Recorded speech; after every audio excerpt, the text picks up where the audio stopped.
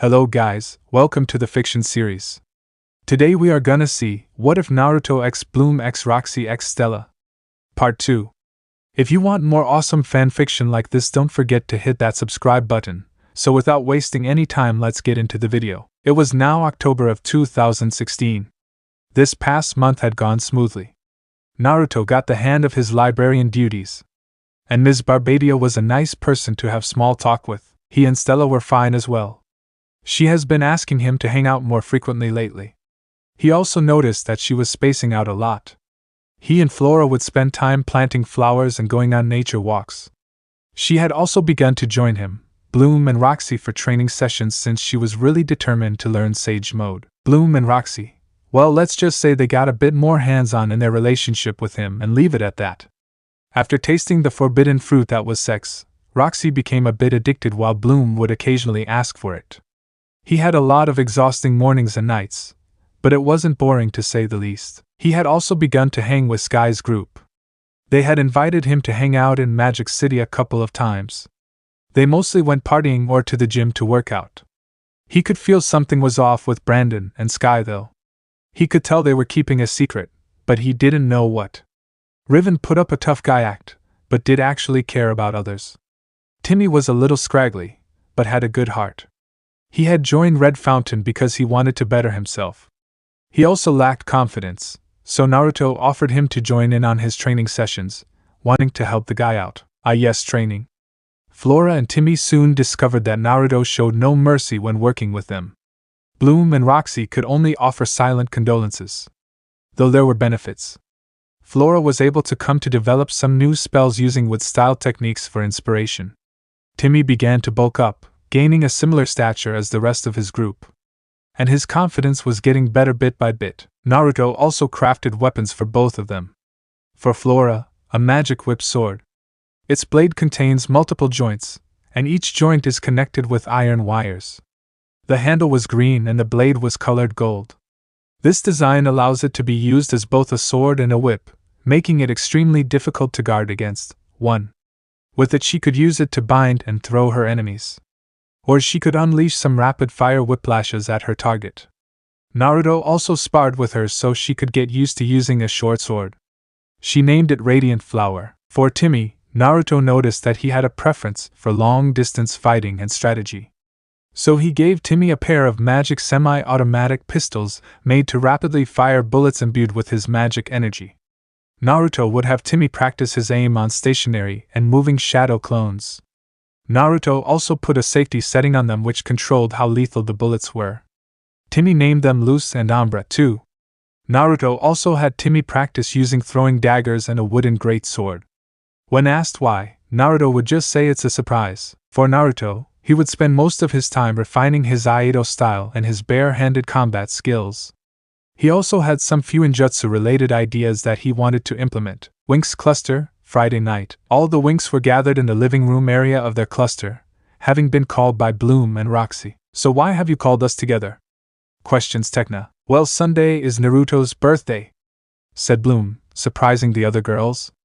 And we need some help brainstorming what to do for him. Wait, why did he never mention that his birthday was coming up? Asked Musa, confused. Because Naruto doesn't like celebrating his birthday.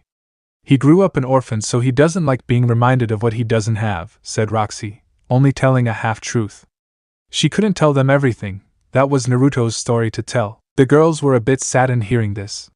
Stella then said we should throw him a party.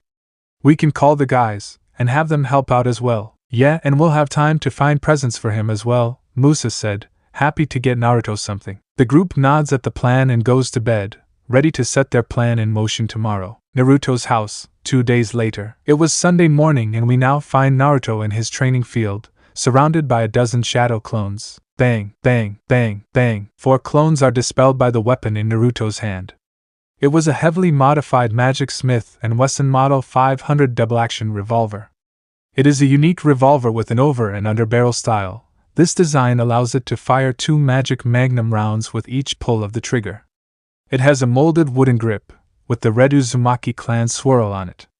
There's also a built safety feature to control the lethality of the rounds.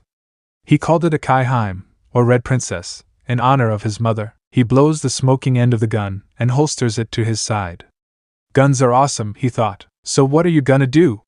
Today is that day, said Kurama, though his voice was a little quieter. Turning around, Naruto walked over to a table he made using wood style, and sitting there was a chibified version of Kurama. He was about the size of a fox cub, and his tails were so small. This was due to a breakthrough Naruto had with his Fuinjutsu. He was able to allow Kurama in and out of the seal, but most of Kurama's chakra would stay in the seal, resulting in his size. Kurama was so happy that day. You just had to remind me, didn't you? Said Naruto in a frustrated tone. He never liked his birthday, since people in Konoha were even worse on that day and he was always alone. He knows that he's no longer alone, having 2 beautiful girlfriends to love, but the date still left a bad taste in his mouth. He tried to see if any of the girls wanted to hang out today, but they were all busy.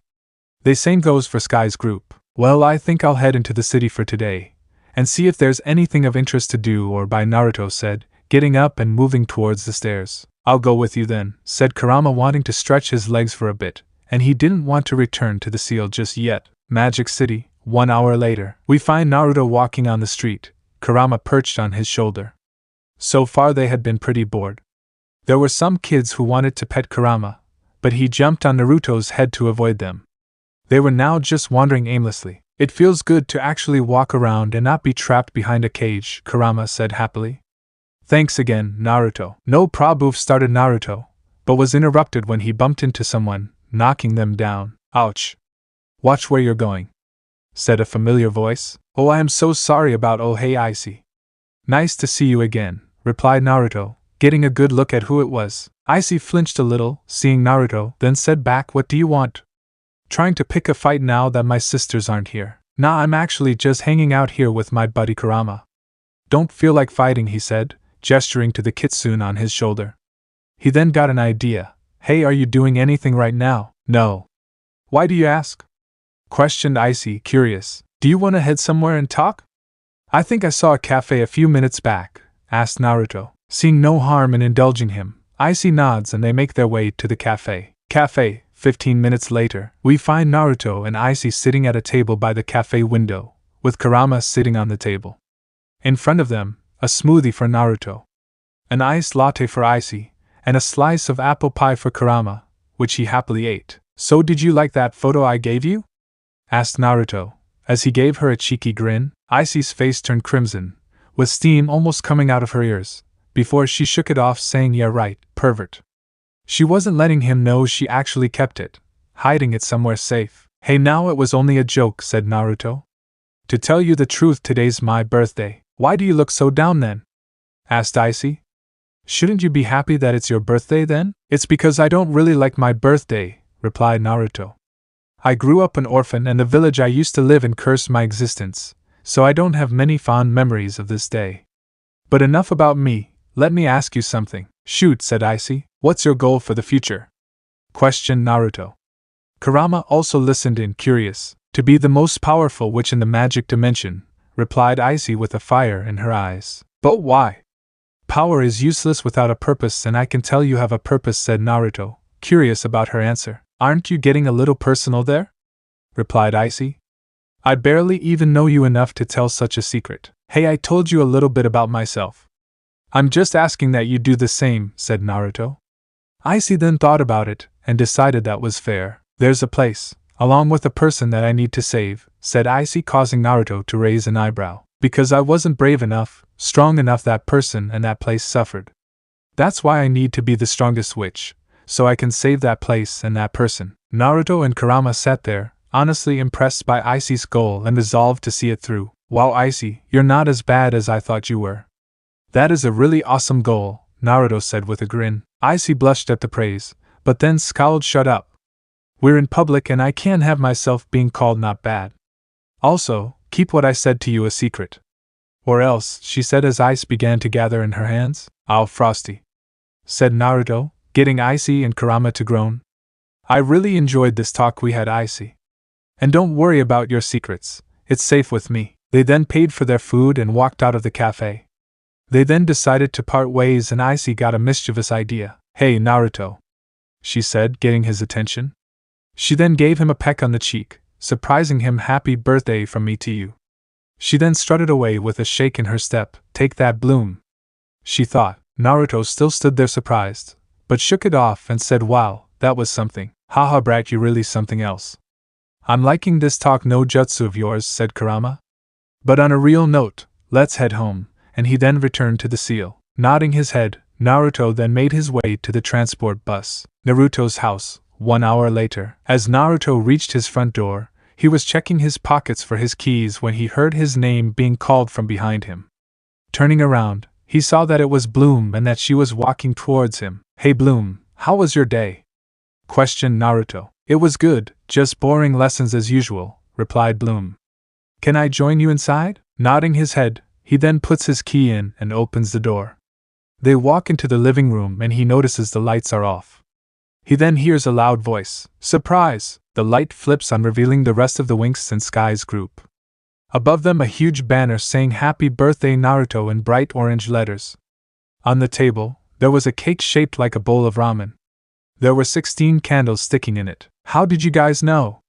Asked Naruto, shocked. Roxy and Bloom came to us for help. They said they wanted to surprise you, said Brandon. Now come over here and blow out your candles, said Musa excitedly. Naruto then moves in front of the cake. He takes a look at all his friends, then blows out his candles. I wish that I could cherish them for as long as I live. He thought to himself. Woo, now it's time for presents. Here's mine, said Stella, handing him a small box. Inside it was a cylinder-shaped pendant with a sky blue jewel attached to a string. Wow, Stella, this is really nice. Thank you. I'll cherish this forever, said Naruto as he put it on. The next gift was from Flora. It was a bouquet of yellow roses which represented friendship, camellias which represented love, and gardenias which represented family. From Aisha, he got a silver ring with a fox design on it. From Tekna, he got a gift card since she wasn't sure what to get him. From Bloom and Roxy, he got a collage of photos of all the times they hung out. From the guys, they all pitched in and got him a motorcycle. It was a red motorcycle created from a fusion of a normal motorcycle and sections of demonic-looking metal armor, with a front fairing that resembles a demonic helmet, batwing-like decorative extensions to the side fairing and double-sided serrated blades extending from the point where the front fork meets the wheel. 3. It had a cloaking mode, which turned itself and the rider invisible. It came with a flight mode as well. Then there was Musa's gift. Alright, for my gift to you, I wrote this song. Hope you like it, said Musa as she began to play. Insert song, Amelie, Brave Shine, Fate Stay Night Unlimited Blade Works. Now, it's only a dream, a single wish. But it's in these hands that take aim and miss. I fight it, but I can't wake up. I was given a vision of the end, but it's here in these hands that cannot mend, and the memory will haunt me for all eternity. How can I destroy my weakness? 'Cause I want to be stronger. I need to keep them all safe, but I lack the power. If we learn to wield our flaws, then the future will be ours. Brave Shine. If you need a hand to hold, then stay the night. On the darkest of my days you saved my life. Far beyond the razor edge of your blade, there lies a prayer that will surpass. A dream I know will last throughout time. Your brave shine. Never give in to that ungodly night. What good is a star that has lost its light? I watch as they fade one by one. We are on the same road, both you and I. Like two planets, we are bound to collide, and we can't see or break free beyond our destiny. I've fallen victim to my weakness, in my haste to be stronger. I somehow lost it all in my hopeless bid for power. Time will leave me, I don't mind, it can leave us both behind. Break down. As the constellations fall and turn to dust, we collide and burn until the breaking dawn. Far beyond the dream we carved together. The vow we've made, it's kept me strong. It's been here all along, here in my hands. How can I destroy my weakness? 'Cause it's always in my way. If we learn to wield our flaws, then the future will be ours, and we can relight the stars. Brave shine. If you need a hand to hold, then stay the night. On the darkest of my days you saved my life. Far beyond those endless nights of heartache, there lies a prayer that will surpass. A dream I know will last throughout time. My brave shine. Song end. There was a moment of silence after the song ended, then Naruto started clapping, which everyone followed suit in doing. Naruto even added, "That was a beautiful song, Musa. Thank you for making it for me, I really loved it." Musa blushed at his words, which increased as everyone nodded their heads in agreement with what Naruto said. "Thanks. I spent the last 2 days coming up," said Musa. She then narrowed her eyes. "Hey Naruto, are you crying?" The others looked towards him. Naruto put his hands up to his face and realized he was crying. He tried to wipe them away, but they just kept falling. Wow, this is embarrassing. I always told myself that there was no point in crying. That it won't change anything. I always thought I would be alone, but here I am surrounded by such great friends. He began to break down, crying for the first time in a while. Roxy and Bloom flank his side, bringing him into a hug. After a few moments he calms down. Kurama, get out here. I'm gonna take a leap of faith, thought Naruto. I understand, Naruto, replied Kurama. Naruto then stood up and pulled up his shirt and channeled chakra into his stomach, revealing the seal to everyone in the room. It then glows red before a small orb shoots out and reveals itself to be Kurama in his miniature form. Greetings, flesh bags, greeted Kurama, before getting smacked on the head by Roxy. Be nice, Kurama, said Roxy. Guys, I think I speak for everyone when I ask who is this, and why did he come out of Naruto? Said Tekna. Everyone else besides Bloom and Roxy nodded in agreement. Guys, I want you to meet Kurama, a friend and someone who's been with me since the day we've been born, Naruto said. I've decided to reveal to you our past as a sign of trust. Just be warned, my home world isn't as nice as this dimension. And so Naruto and Kurama began their tale of their lives in the elemental nations. Kurama describing his brothers and sisters. How they were originally made to watch over humanity, but were demonized by humans and deemed a threat. How they were captured by humans and sealed into them, creating the Jinchuriki system. How he was sealed into Naruto's ancestor, then transferred to his mother. He went on to describe the night Naruto was born.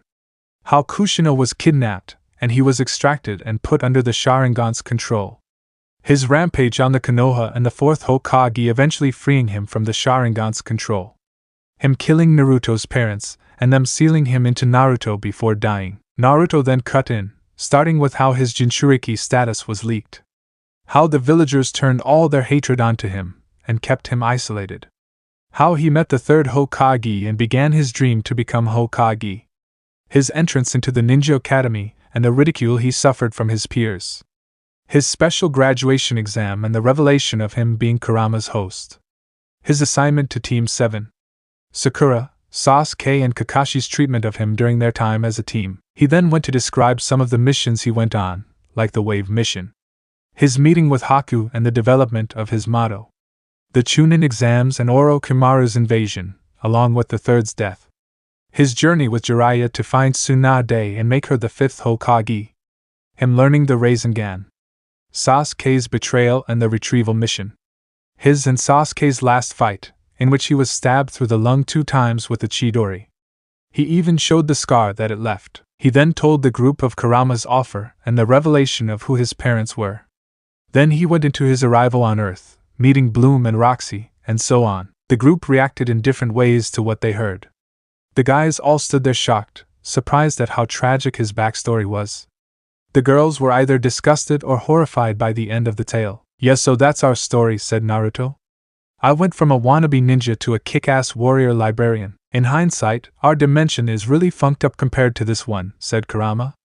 Hatred and greed are really prominent in all the hidden villages and neighboring towns. It's gone on like that for centuries.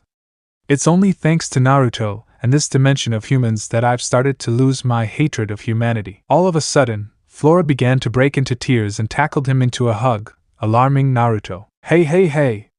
Flora, what's wrong? Why are you crying? Asked Naruto, worried. Dude, how the funk are you still sane? Questioned Riven. It's probably that Uzumaki clan's stubbornness and willpower, Kurama replied. Even when they were being wiped, they didn't go down in despair. They made sure to take the enemy with them. Naruto inherited those traits through his mother. He wouldn't let the negativity get him down. And he would always find a way to get back at the villagers non-violently. Naruto then began patting Flora on the head, saying, "It's okay, Flora. I'm fine, mostly thanks to Bloom and Roxy. They helped me heal, along with my friendship with you guys." He smiled at them, causing them to smile in return. "Now I believe this was a party and not a mope fest, so let's party," he shouted, getting a group cheer in response. Insert song, Kiki Palmer and Max Schneider, Me and You Against the World. 2 hours later, so they partied on for the next couple of hours. Kurama was bombarded with hugs and comments on his cuteness, which he vehemently denied. The guys had an arm wrestling contest, with Timmy surprisingly in second and Naruto in first. The look on Riven's face when Timmy flipped over by accident was priceless. Naruto got to dance again with all the girls as well. Now we find Bloom and Naruto sitting together on the porch, while everyone else was inside. Today was really fun, wasn't it? Asked Bloom, smiling brightly. Totally. I'm really blessed to have you guys as friends and more, replied Naruto, giving her a kiss on the cheek. Yeah, well, I think everyone deserves a little blessing in their lives, said Bloom. They then heard footsteps behind them and turned to see the rest of the Winx and Skies group. Hey, so it's getting late, and we want to make it back before curfew, said Musa. Yeah, man. It was great hanging out today, but we should head back, said Riven, yawning, and the other guys agreeing. Well, good night, guys. Me and Roxy are gonna stay the night with Naruto, replied Bloom, with Roxy nodding her head in agreement. The two groups then left, leaving Naruto, Roxy and Bloom on the porch. Kurama had decided to return to the seal. Song end. I hoped you enjoyed your party, sweetie, said Bloom, grabbing one of his arms. Cause we have one last birthday present waiting for you upstairs. And it'll make the other presents pale in comparison, said Roxy, grabbing his other arm. I don't know, that motorcycle is setting the bar pretty high, said Naruto with a foxy smirk. He knew where this was going. Taking that as a challenge, both girls dragged him upstairs to his room, locking the door behind them. The rest of the night was lost to hot and passionate love-making. Althea, 1 week later. A week had passed since the party. Naruto mostly stayed on his regular routine of working, training, and hanging out with his friends. He was able to add some few ninjutsu on his new bike though. Now he could summon it to his person using a key seal he engraved on his arm. He also made it able to run on chakra if it runs out on gas, adding some chakra receiver seals on the handles. The only noteworthy thing that happened was the girls' class trip into the black mud swamp. Professor Palladium gave the students 3 hours to exit the swamp without the use of magic. They had to use the voice of nature as a guide. During the girls' time there, they ran into Sky and his group. Turns out they were transporting the troll from when they first met, but their ship was shot down. The Winx helped them out, but the troll ended up getting away. We now find Naruto and the rest of the Winx except for Stella in the school kitchen. They had been asked to help prepare dinner. Naruto was manning the stove. He had on an apron and a headband which said "I love cooking." "Musa, can you pass me those spices, please?" asked Naruto while stirring some soup. "Sure. Here they are," replied Musa, grabbing and handing them to Naruto. "Thanks." "Hey, Bloom and Aisha, make sure that bread dough is rolled properly," said Naruto, while mixing in the spices. "We don't want it shaped weird." "Yes, sir," they replied. "Flora, how's that salad coming?" he asked. "Almost done, Naruto," she replied with a smile. "Good." "Roxy and Tekna, how's the chicken doing?" questioned Naruto. "Almost done. It should be finished in a couple of minutes," said Tekna, with Roxy nodding in agreement. A few minutes later they finished the meals and Mr. Sfolia, the school chef, was inspecting the food. Good. Very good. Excellent job, ladies and gentlemen. I thank you for your help with dinner for today, he said. The Winx and Naruto nodded and decided to retire to their living room. Winx Cluster, 30 minutes later. Everyone was sitting down on a couch or sofa, with Naruto in between Bloom and Roxy, who were both snuggled up next to him. A few moments later, Stella came running in looking excited. "Hey guys, check it out, Sky asked me out on a date," said Stella with a bright smile. She shows them the invitation she got. "Oh, that's nice, where are you going?" questions Aisha. "He's taking me out to dinner this evening." "Yee, I'm so excited," she said. "You girls gotta help me pick out a dress and get ready." The girls nod, agreeing to help her out. They head to her room, saying goodbye to Naruto as he decides to head out. Before he does, Stella asks him to hold on to the ring of Solaria while she's out, with him agreeing. Althea, the next day, we now find Naruto heading towards the Winx dorm. He had been stopped by Bloom, asking if he could check up on Stella. Apparently she had been acting weird and hadn't come to class at all today. So he decided to check on her lunch break. Reaching the girls' dorm, he opens the door and finds the living room in disarray. He sees the other rooms are also trashed. He then goes into Stella's room and finds her shift through her closets, dropping clothes in the process. "Naruto, I know you can sense it." "That's not Stella," stated Kurama. Naruto nodded his head in agreement. He then creeps up behind the faker, forming a wind-style Rasengan and pointing it at their back. "All right, who are you and what have you done with Stella?" Try anything and I'll blow your back out," he said in a threatening tone. "What do you mean, Naruto?" "It's me, Stella, you sparkling sunshine of a friend," said the faker. "Don't bullshit me. I can sense negative emotions, which includes lying. So I'll ask again, who are you?"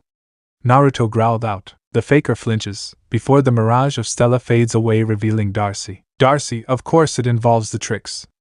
"I'll ask you again, what have you done with Stella?" asks Naruto. Before he can get an answer, Darcy releases a flash of light from her hands. It blinds Naruto, and when it dies down, Darcy is nowhere to be seen. "Damn it, she got away," said Naruto in a frustrated tone. "Forget that for now. We need to warn the girls," said Kurama. Naruto nodded in agreement, and pulled out his phone, sending the girls a group text to meet up at his house in the afternoon. Naruto's house, 2 hours later. We now find the Winx, Naruto and Kurama in his living room. Naruto had just told them of his encounter with Darcy. "Something must have happened after Stella's date," said Aisha. "Yeah, let's call Sky and ask him where they went," suggested Flora. Nodding, Naruto pulls out his phone and dials Sky's number. He then put it on speaker. "Hey Naruto, what's up, man?" replied Sky. "Hey Sky, I'm fine, man," said Naruto. "Hey, me and the girls have some questions about your date with Stella yesterday." "Date with Stella? Dude, what are you talking about?" asked Sky, confused. "Red flag," shouted Kurama through their mental link. "Are you sure? Stella came to us yesterday saying you asked her out. Even showed us an invitation letter," said Musa. "Dude, I'm dating one of her friends from Solaria. Her name's Nova. She goes to Alphea with you guys," replied Sky. "Alright, thanks Sky," said Naruto. "See ya later, man and ladies," Sky replied with a goodbye, then hung up the phone. So the whole date was a sham. "Damn, those tricks are crafty," said Naruto, frustrated. "We should head to Magic City and scope out the area. Ask around if anyone has seen where Stella went yesterday," suggested Bloom. The group nodded in agreement and made their way out the house, hurrying to catch a transport bus. Magic City. 1 hour later. We now find Naruto, Kurama and Aisha wandering the streets and looking for Stella. The group had decided to split up, with Flora and Tekna in one group, Musa, Roxy and Bloom in another group. They asked around, to see if anyone had seen Stella since yesterday. "I really hope Stella is okay," said Aisha, worried. "Don't worry, we'll find her and get her back safe," replied Naruto, while patting her on the back. "Yeah, don't worry. We'll find Stella eventually," said Kurama. They then heard a ringing and checked to see that it was Aisha's phone. She picked it up. "Aisha! Naruto! We found Stella. Problem is that the tricks are holding her hostage. I'm sending you my location. Get here now," said Tekna in a frantic tone. They then check Aisha's message list and see where the rest of the girls are. Aisha then shouted Magic Winx. And there's a flash of green. When it dies down, Naruto and Kurama are greeted to the sight of her fairy form. She wears a sparkly green one-shoulder top, a sparkly green mini skirt atop green mini shorts, and green calf-high boots. There is a green sash connecting her top and skirt, and several silver rings around her outfit and on her arms. Her wings are sky blue with spiky-styled mauve tips. She then nods her head towards them and takes off to the skies, heading in the direction of the rest of the group. Deciding not to fall behind, Naruto takes to the rooftops and begins jumping after her, Kurama clinging onto him in the process. Abandoned clearing. 10 minutes later, the trio soon arrive at the group's location to see the other girls locked in a fight with the tricks. They see Stella suspended in the air, bound by 3 circles of light. Naruto is also greeted to the sight of Flora, Musa and Tekna in their fairy forms. Flora's fairy form outfit consists of a primarily fuchsia and orchid sparkling one-piece, bare-shouldered dress that conceals a pair of mini shorts of the same color, and ankle-high high-heel boots also the same color. A green choker with a pink-colored 4-petal flower adorns her neck, and she has light pink wrist-length fingerless gloves extending from above the elbow to the wrist with a single point down the back of each palm covering her arms. Her translucent undetailed wings are lime green and shaped like leaves. Her hairstyle remains the same as in civilian form. She also keeps her gold hoop earrings from her civilian form. Musa's fairy form outfit consists of a sparkling red left-sided one-strap top with translucent pink fabric at the middle, a red mini skirt, and red knee-high wedge boots. She also wears purple headphones atop her head and purple ribbons around her forearms. Her wings are translucent and bright blue with purple bands in the middle. She has magenta shorts under her skirt. Tekna's fairy form outfit is unarguably the most distinctive of all the group, as it covers most of her body. The outfit is a full-body suit of a sparkling lavender color covering the torso and legs. She has powder blue knee-high high-heeled boots and sleeves which cover her hands. She wears a lavender helmet which has a lime green tear-shaped brooch on it, similar to the one on her chest. Her wings are green bars which can form small squares on her back, in the shape of a glider. These wings help her fly supported by digital energy considering they cannot flutter. Deciding it was time to get involved, Naruto throws up a ram hand sign, while Aisha gathers energy in her hands and Kurama claps his hands together. They then shout out, Water Style, Great Gunshot, Aqua Pulse, Wind Style, Great Breakthrough. Naruto and Aisha release water techniques, with Kurama boosting them with Wind Style. The attacks combine and hit the tricks, knocking them back. Naruto and Aisha then landed near the others. Hello Icy, Darcy, and Stormy. Ready for another beatdown? Said Naruto as he began advancing towards them. Wait. Make one more step and those bindings will squeeze the princess till she pops, said Stormy threateningly. Naruto stops and grits his teeth. He then growls out, What do you guys want? This caused the tricks to smirk. Hand over the ring of Solaria and we'll release the princess. Failure to do so will result in her injury, said Darcy. We don't give in to kidnappers. Tekna yelled back. The others agreed with her. Alright, I'll give you the ring, said Naruto, shocking the others. The ring isn't worth Stella's life, is it? This caused the girls to think about it, then agree with him. Naruto then reaches into his pocket, pulling out the ring and tossing it to Icy. She catches it, smirking triumphantly. She then snaps her fingers, causing the bindings on Stella to disappear and her to fall. Naruto runs and catches her, then glares at the tricks. Well sisters, we have what we want. Let's go, states Icy. The other two nod in agreement. They all teleport away. Naruto then turns to Stella and asks her, Stella, you okay? He then realizes that she's crying. I'm sorry, I'm so sorry. I was so stupid to think Sky wanted to date me. Who would want to date the dumb blonde bimbo of a princess? Said Stella, bawling. Hey, stop that. Any guy would be lucky to date you and not because you're a princess.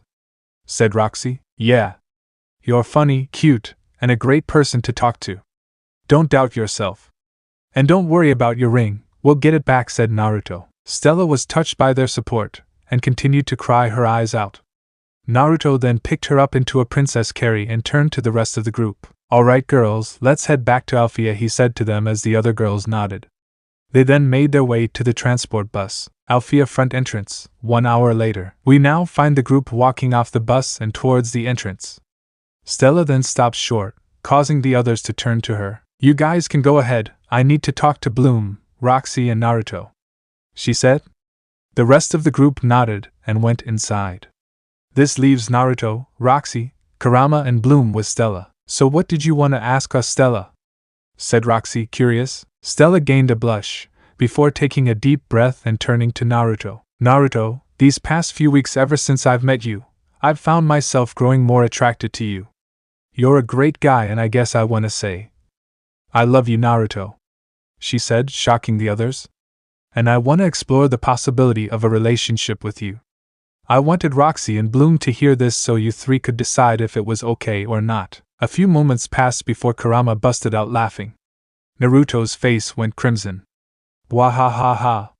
Brat, your devil's luck strikes again, said Kurama, dying of laughter. Honestly, I'm okay with this, said Roxy, nonchalantly. Roxy, said Naruto, shocked. I mean, she built up the confidence to confess. Are you really gonna deny her this, Naruto? Said Bloom. Naruto looked dumbfounded at this. Are you guys really okay with this? Asked Naruto. I mean, yeah. When we decided to share you, we knew there was a possibility of other girls wanting a piece of you. Stella just proves that point, said Bloom. Plus we only agree because Stella has genuine feelings for you, said Roxy. Thinking about it, Naruto nodded his head.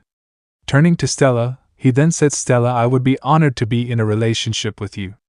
I'm willing to try this out if you are. Stella stood there for a few moments, before grabbing Naruto by the collar of his shirt and pulling him into a passionate kiss. Naruto kisses back, hugging Stella close and moving his hands to her rear, giving it a squeeze.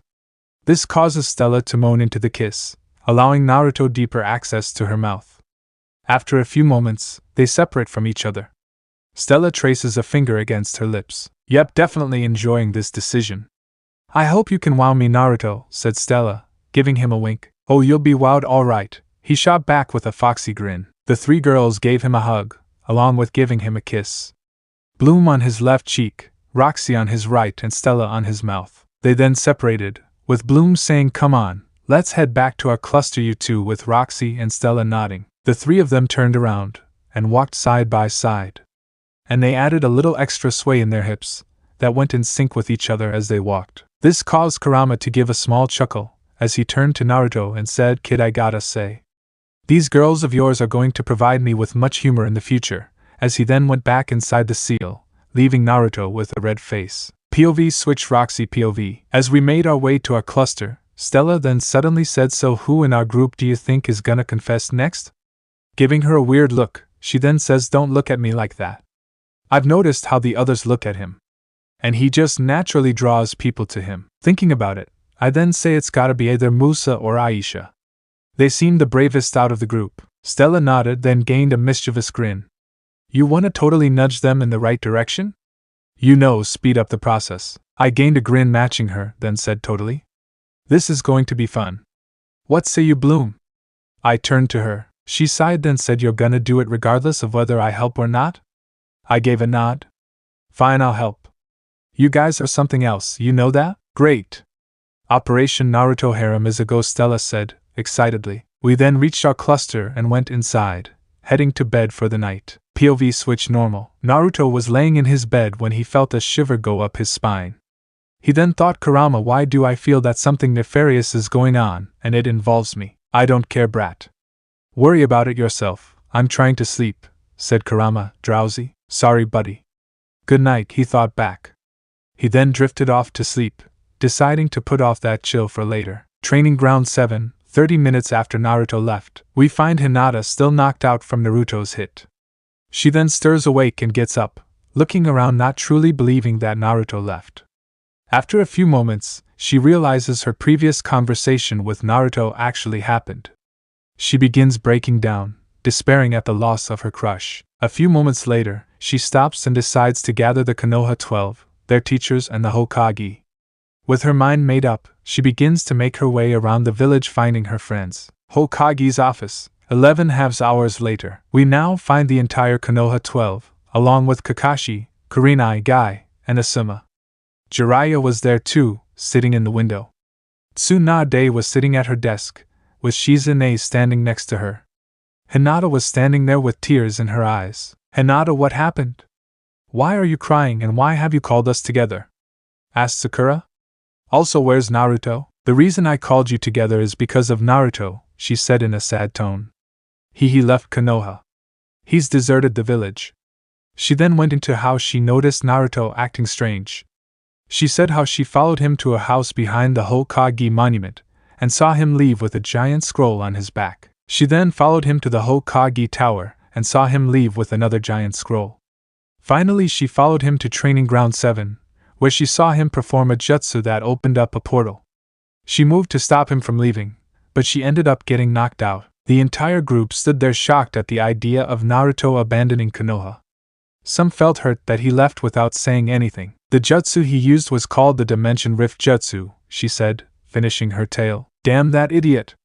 When I find him, I'll give him a beating so hard he won't ever try something so stupid again," said Sakura, angry that idiot left without keeping his promise to her. Hinata narrowed her eyes, then said before he left, "I confessed my feelings to him.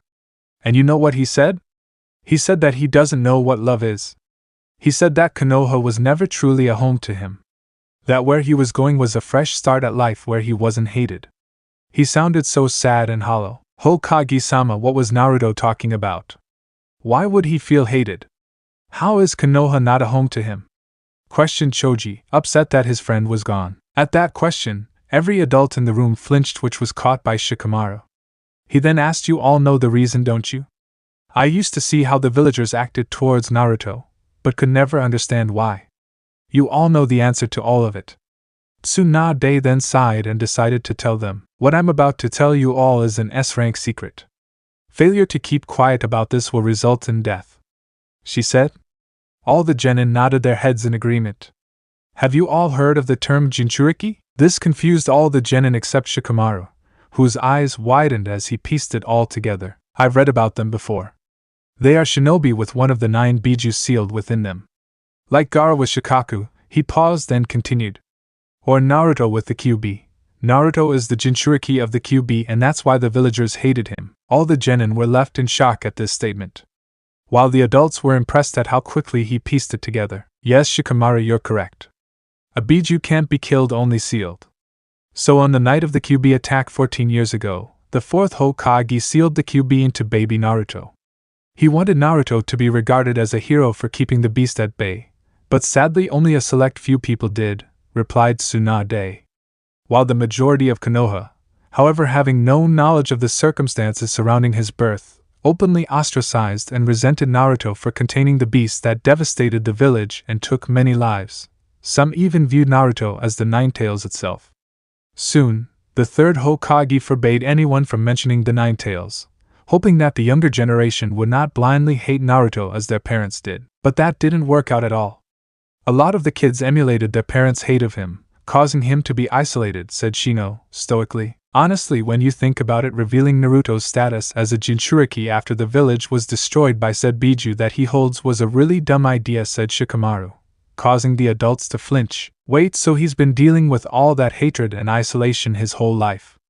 How is he always smiling then? Questioned Kiba. It was probably a mask he developed to deal with the pain of his life, said Ino, remembering her dad talking about it. Why would the 4th Hokage choose Naruto though? Out of all the children, why him? Asked Tenten, curious. Because who else can a parent trust than their own child to hold such a burden? Said Jiraiya from his window seat. Shikamaru, taking into account what Jiraiya said, gave it some thought. Then he took a look at the 4th Hokage's picture, and it all clicked in his head. Naruto is the son of the 4th Hokage, isn't he? He said as he turned to the adults with a look of realization on his face. Tsunade then said under her breath, of course Nara would figure out who Naruto is related to before she gave a nod and said, yes, Shikamaru, you're correct. Naruto is the son of our 4th Hokage. His mother was Kushina Uzumaki, the previous Jinchuriki of the Kyuubi. Wait, then why does he live in that crappy apartment? Doesn't he have an inheritance from his father and mother? Asked Ino. You guys never told him who his parents were, did you? Asked Choji, piecing it together. We didn't, but it seems he found out. That house behind the Hokage monument is the 4th Hokage's home, Jiraiya said. But who could have told him? Shikamaru thought about it for a while, then realized the answer. The Kyuubi. You said that Naruto's mother was its previous host. It wouldn't have been much of a stretch to say that it told Naruto the truth, thus breaking Naruto's trust with some of you. Because knowing who his parents were was really important to Naruto. And if he found out that some of the people he trusted never told him, or lied to him about it, even he would question his loyalties. Wait, how did Kyuubi even get free from his mother? Asked Niji. When a female Jinchuriki is pregnant, the seal weakens, giving the biju the chance to escape if they fight through the seal, replied Jiraiya. So it's Naruto's fault the Kyuubi got free? Sakura said accusingly. Of course, that idiot messes up things even before he's born. Hinata then angrily walked over to her and slapped her in the face, leaving a red hand print. Don't you dare talk about him like that, she yelled at her. This shocked everyone, seeing shy and quiet Hinata act like this. Those that had made fun of him before slightly edged away from her, thinking to themselves, mental note, never make fun of Naruto around Hinata ever again. Honestly, if Naruto had to deal with your dysfunctional team, I'm not surprised he left, said Shikamaru, as he shook his head. Also, Kakashi-sensei, how come you never reprimanded Sakura or Sasuke on their treatment of Naruto? Asked Kiba. Even I wasn't that mean to Naruto when we were kids. Sakura physically abuses Naruto and Sasuke hates Naruto more than anything, if those Chidoris through Naruto's lungs say anything. Kakashi flinched at that. Yeah, what were you thinking teaching an unstable brat like Sasuke the Chidori? Asked Jiraiya. He was going up against an unstable Jinchuriki at the time, and he needed an edge, replied Kakashi. I will admit that I probably should have just made him forfeit. Forget that, Naruto's in a whole different dimension if that jutsu he used is anything to go by, said Tsunade. How are we going to get him back? Should we even bring him back? Spoke Lee, for the first time in this conversation. Lee has a point.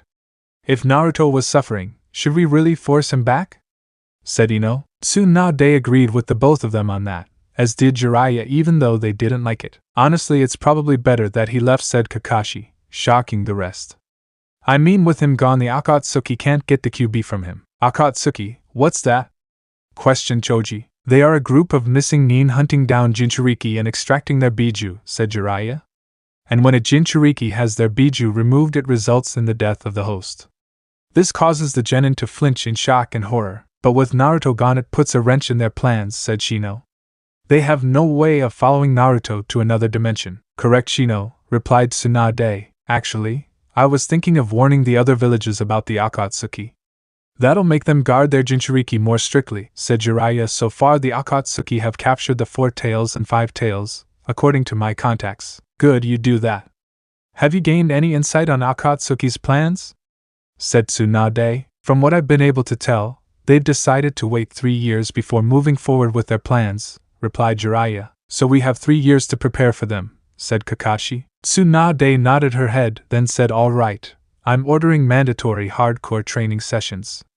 Not only for the genin, but their senseis as well. I want you all at or above Jonin level within 3 years.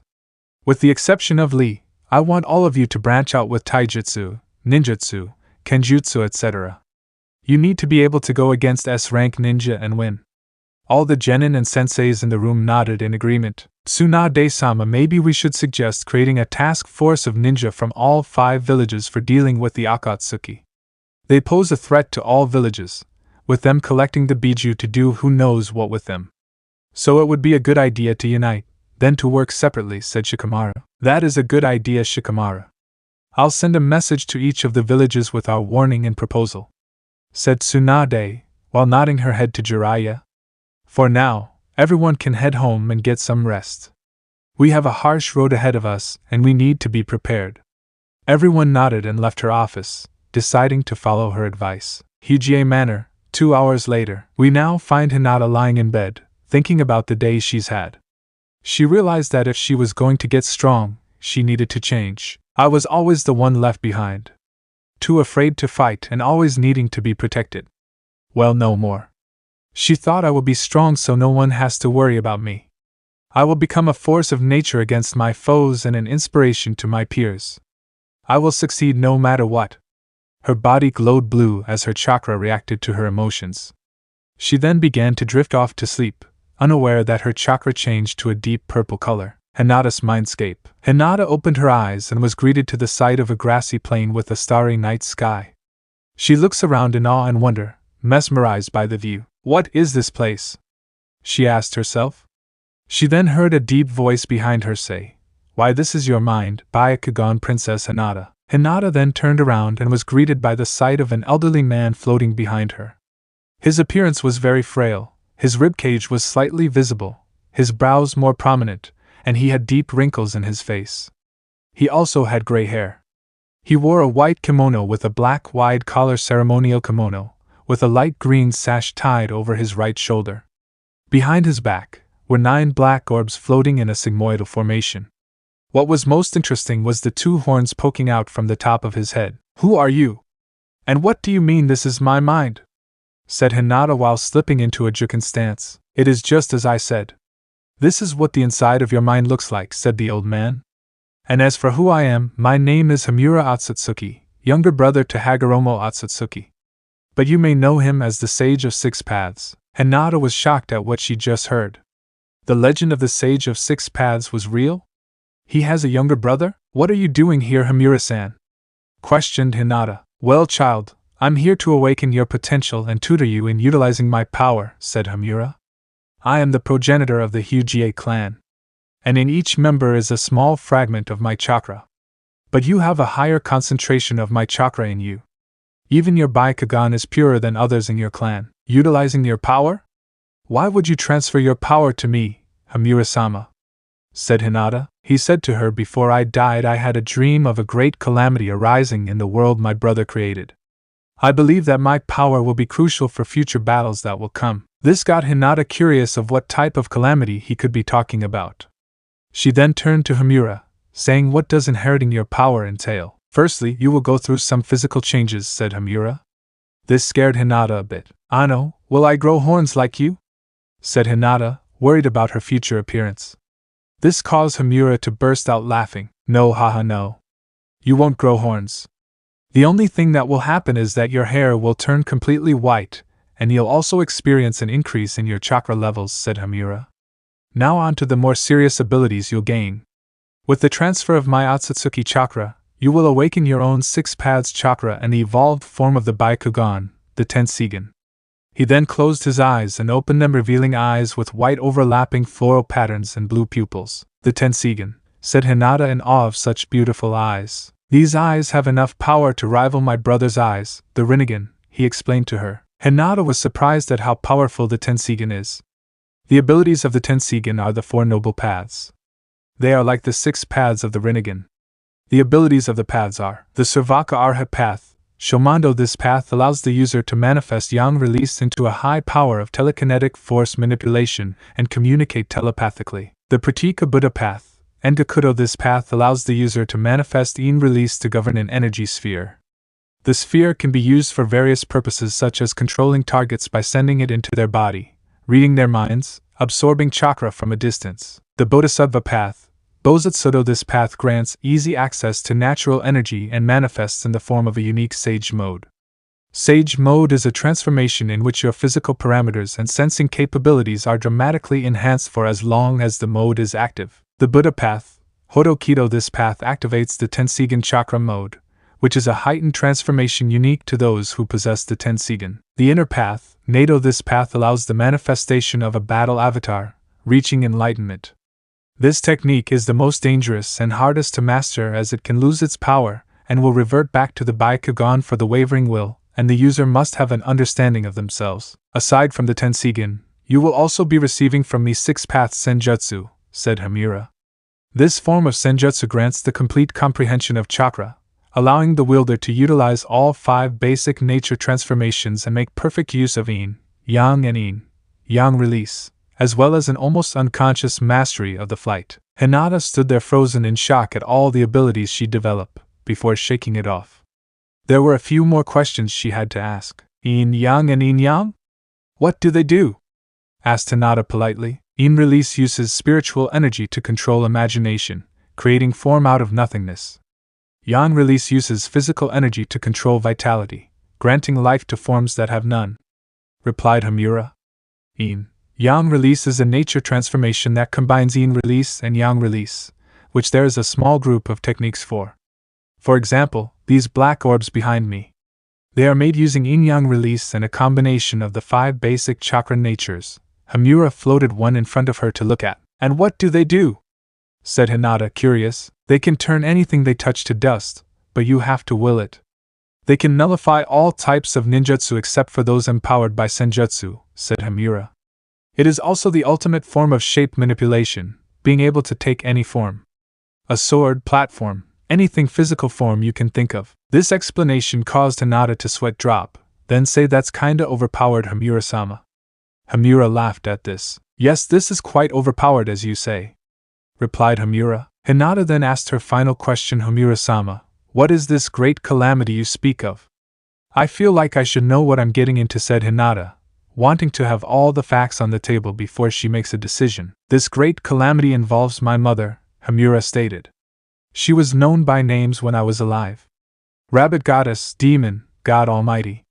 But I know her best as Kagaya Otsutsuki, the mother of chakra. Hamura then began his tale of the elemental nation's origin. How his mother's clan went from dimension to dimension, consuming the chakra fruit of the local god trees. How Kagaya arrived on this planet during a time of war. How she consumed the chakra fruit and gained the Rinne Sharingan, using its power to cast the infinite Tsukuyumi, which entrapped the world in a gain jutsu that showed the victims their deepest desires. She was originally viewed as a benevolent deity, but then later seen as a demon for her harsh act of turning people trapped in the infinite Tsukuyumi into white setsus. How she amassed her white setsu army in preparation for her clansmen who would arrive to steal her chakra. She became a tyrant, erasing all those who opposed her. She would eventually give birth to him and his brother, both with their own chakra. She grew jealous that they inherited some of her power. That jealousy eventually grew to the point where she couldn't accept it and merged with the god tree, becoming the 10 tails to regain her chakra. Him and his brother fought her, with the fight changing the land as they fought her. The battle lasted for months, with Amura and Hagoromo eventually getting the opportunity to seal her away, ending her reign of terror. The 10 tails chakra was sealed into Hagoromo, while its husk was sealed into the moon. Amura's direct bloodline stayed on Earth and became the Uchiha clan, with him migrating some of the clan onto the moon, to keep watch over the husk of 10 tails. Eventually Hagoromo split the 10 tails chakra using the pieces to create the 9 biju. Kurama the 9-tailed fox, Gyuki the 8-tailed Ushi-oni, Chome the 7-tailed beetle, and Seiken the 6-tailed slug. Koko the 5-tailed dolphin horse, Son Goku the 4-tailed ape, Isabu the 3-tailed turtle, Matatabi the 2-tailed Bakaniko, and Shikaku the 1-tailed tanuki. Each had sentience and their own personalities. Throughout his tale, Hinata was experiencing multiple levels of shock. The biju had names and weren't mindless demons that only destroyed. But most importantly was the fact that the biju are parts of 10 tails chakra. Something clicked in her mind. The Akatsuki, they're collecting the 9 biju. You don't think that they somehow found a way to retrieve the husk of the 10 tails? Said Hinata, afraid of his answer. Unfortunately, that seems to be the case. I can no longer sense the 10 tails husk on the moon, Hamura said. The only way to remove it is to summon it using the outer path of the Rinnegan, which means we have a potential Rinnegan user in the Akatsuki, said Hinata, releasing a sigh. That is why I believe the Tensigan should make an appearance to counteract it. We can't risk the revival of my mother, said Hamura. He then stretches his left hand. I ask you, Byakugan Princess, please accept my power and help to safeguard your world from calamity before it's too late. Hinata thought about it for a moment, before she gave a firm nod and said, I'll do it, Hamura-sama, as she took his hand.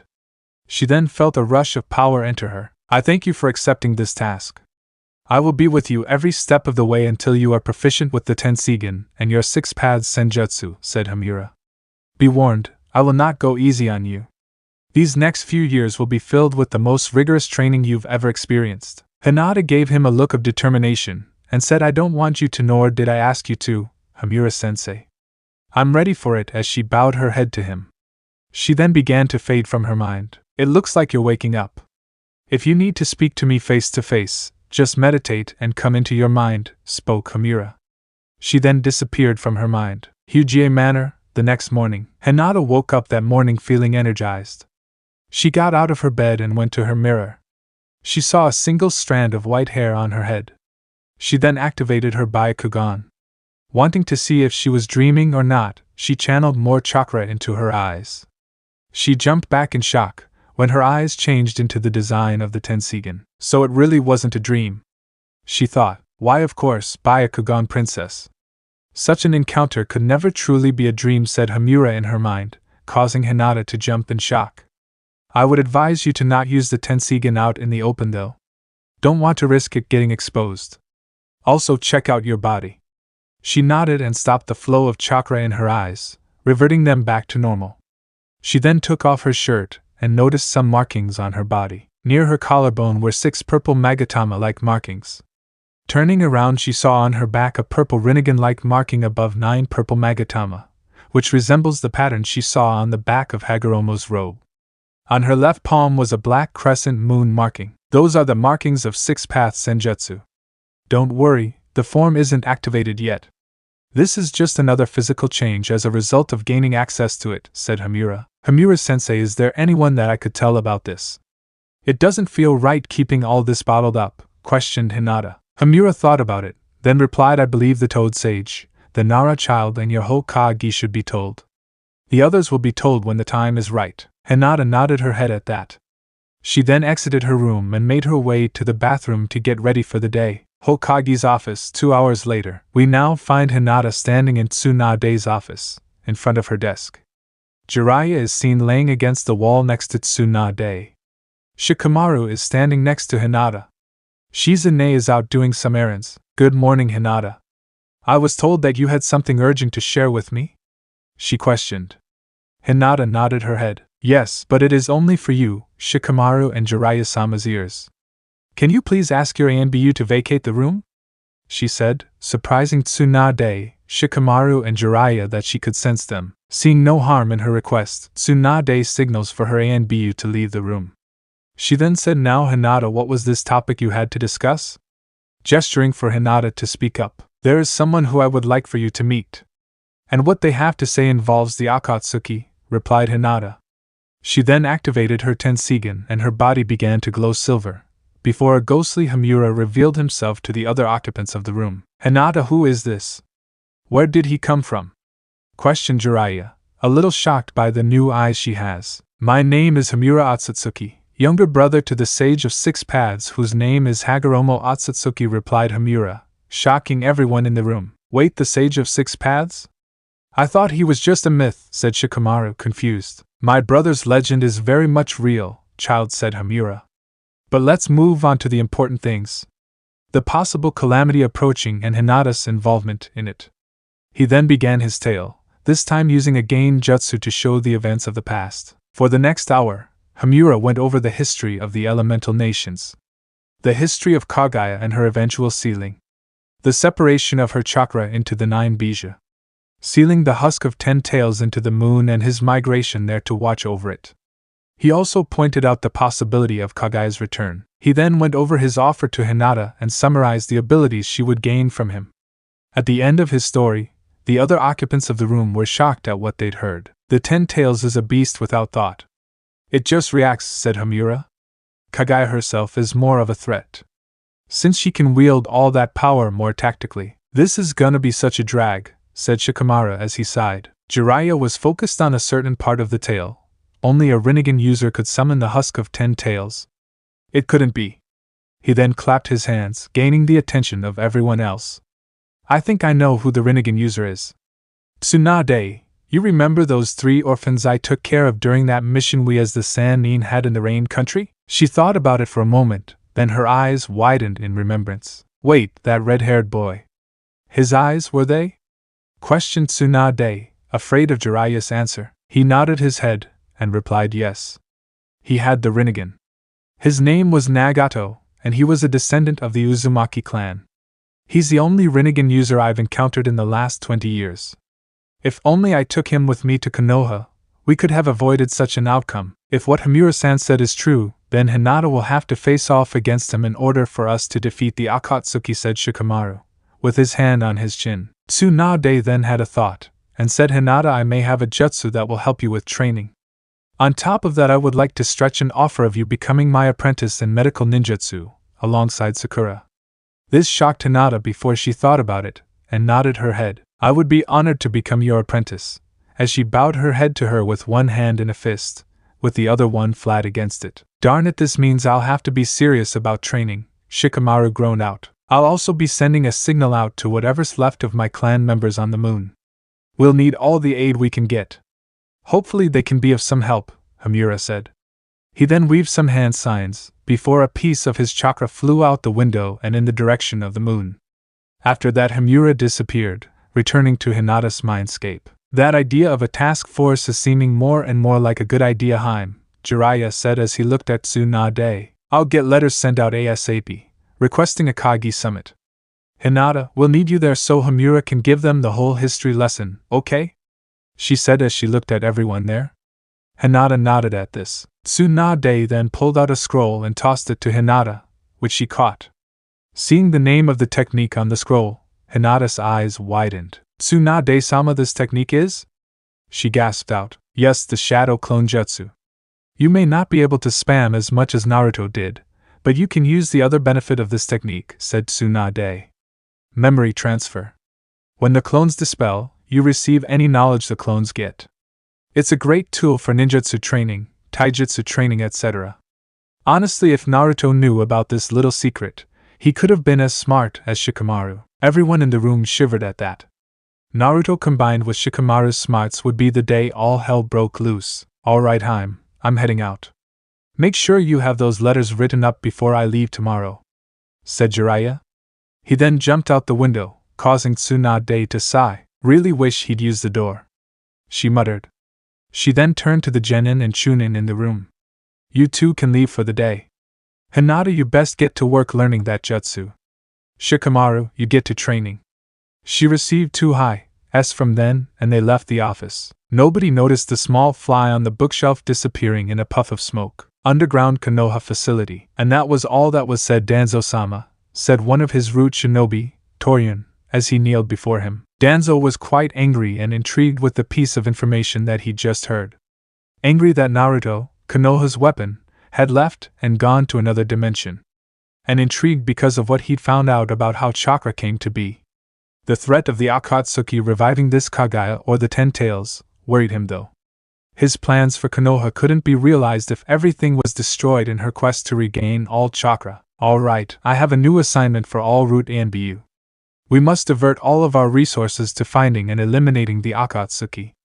They can't be allowed to continue on, said Danzo in a tone full of authority. Hi Danzo-sama. They shouted and dispersed. For the glory of Konoha, said Danzo, as he sat there on his throne.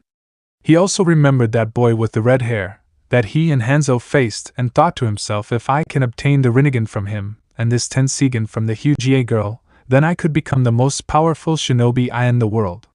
He then began doing a generic villain laugh that echoed through the root base. Akatsuki base, Amigekure. We now find most members of the Akatsuki all gathered under the Gedo statue. Then Zetsu appears and coughs, drawing the attention of the rest of the members. Zetsu, what news do you have for us? Asked Pain. I'm afraid not good news, Pain-sama, said the white half in a high-pitched tone. The Nine-Tails Jinchuriki has somehow found a way to escape our reality, and has gone to a different one. The black half explained in a gravelly voice. It seems he got tired of his treatment by the village. But you know what's funny?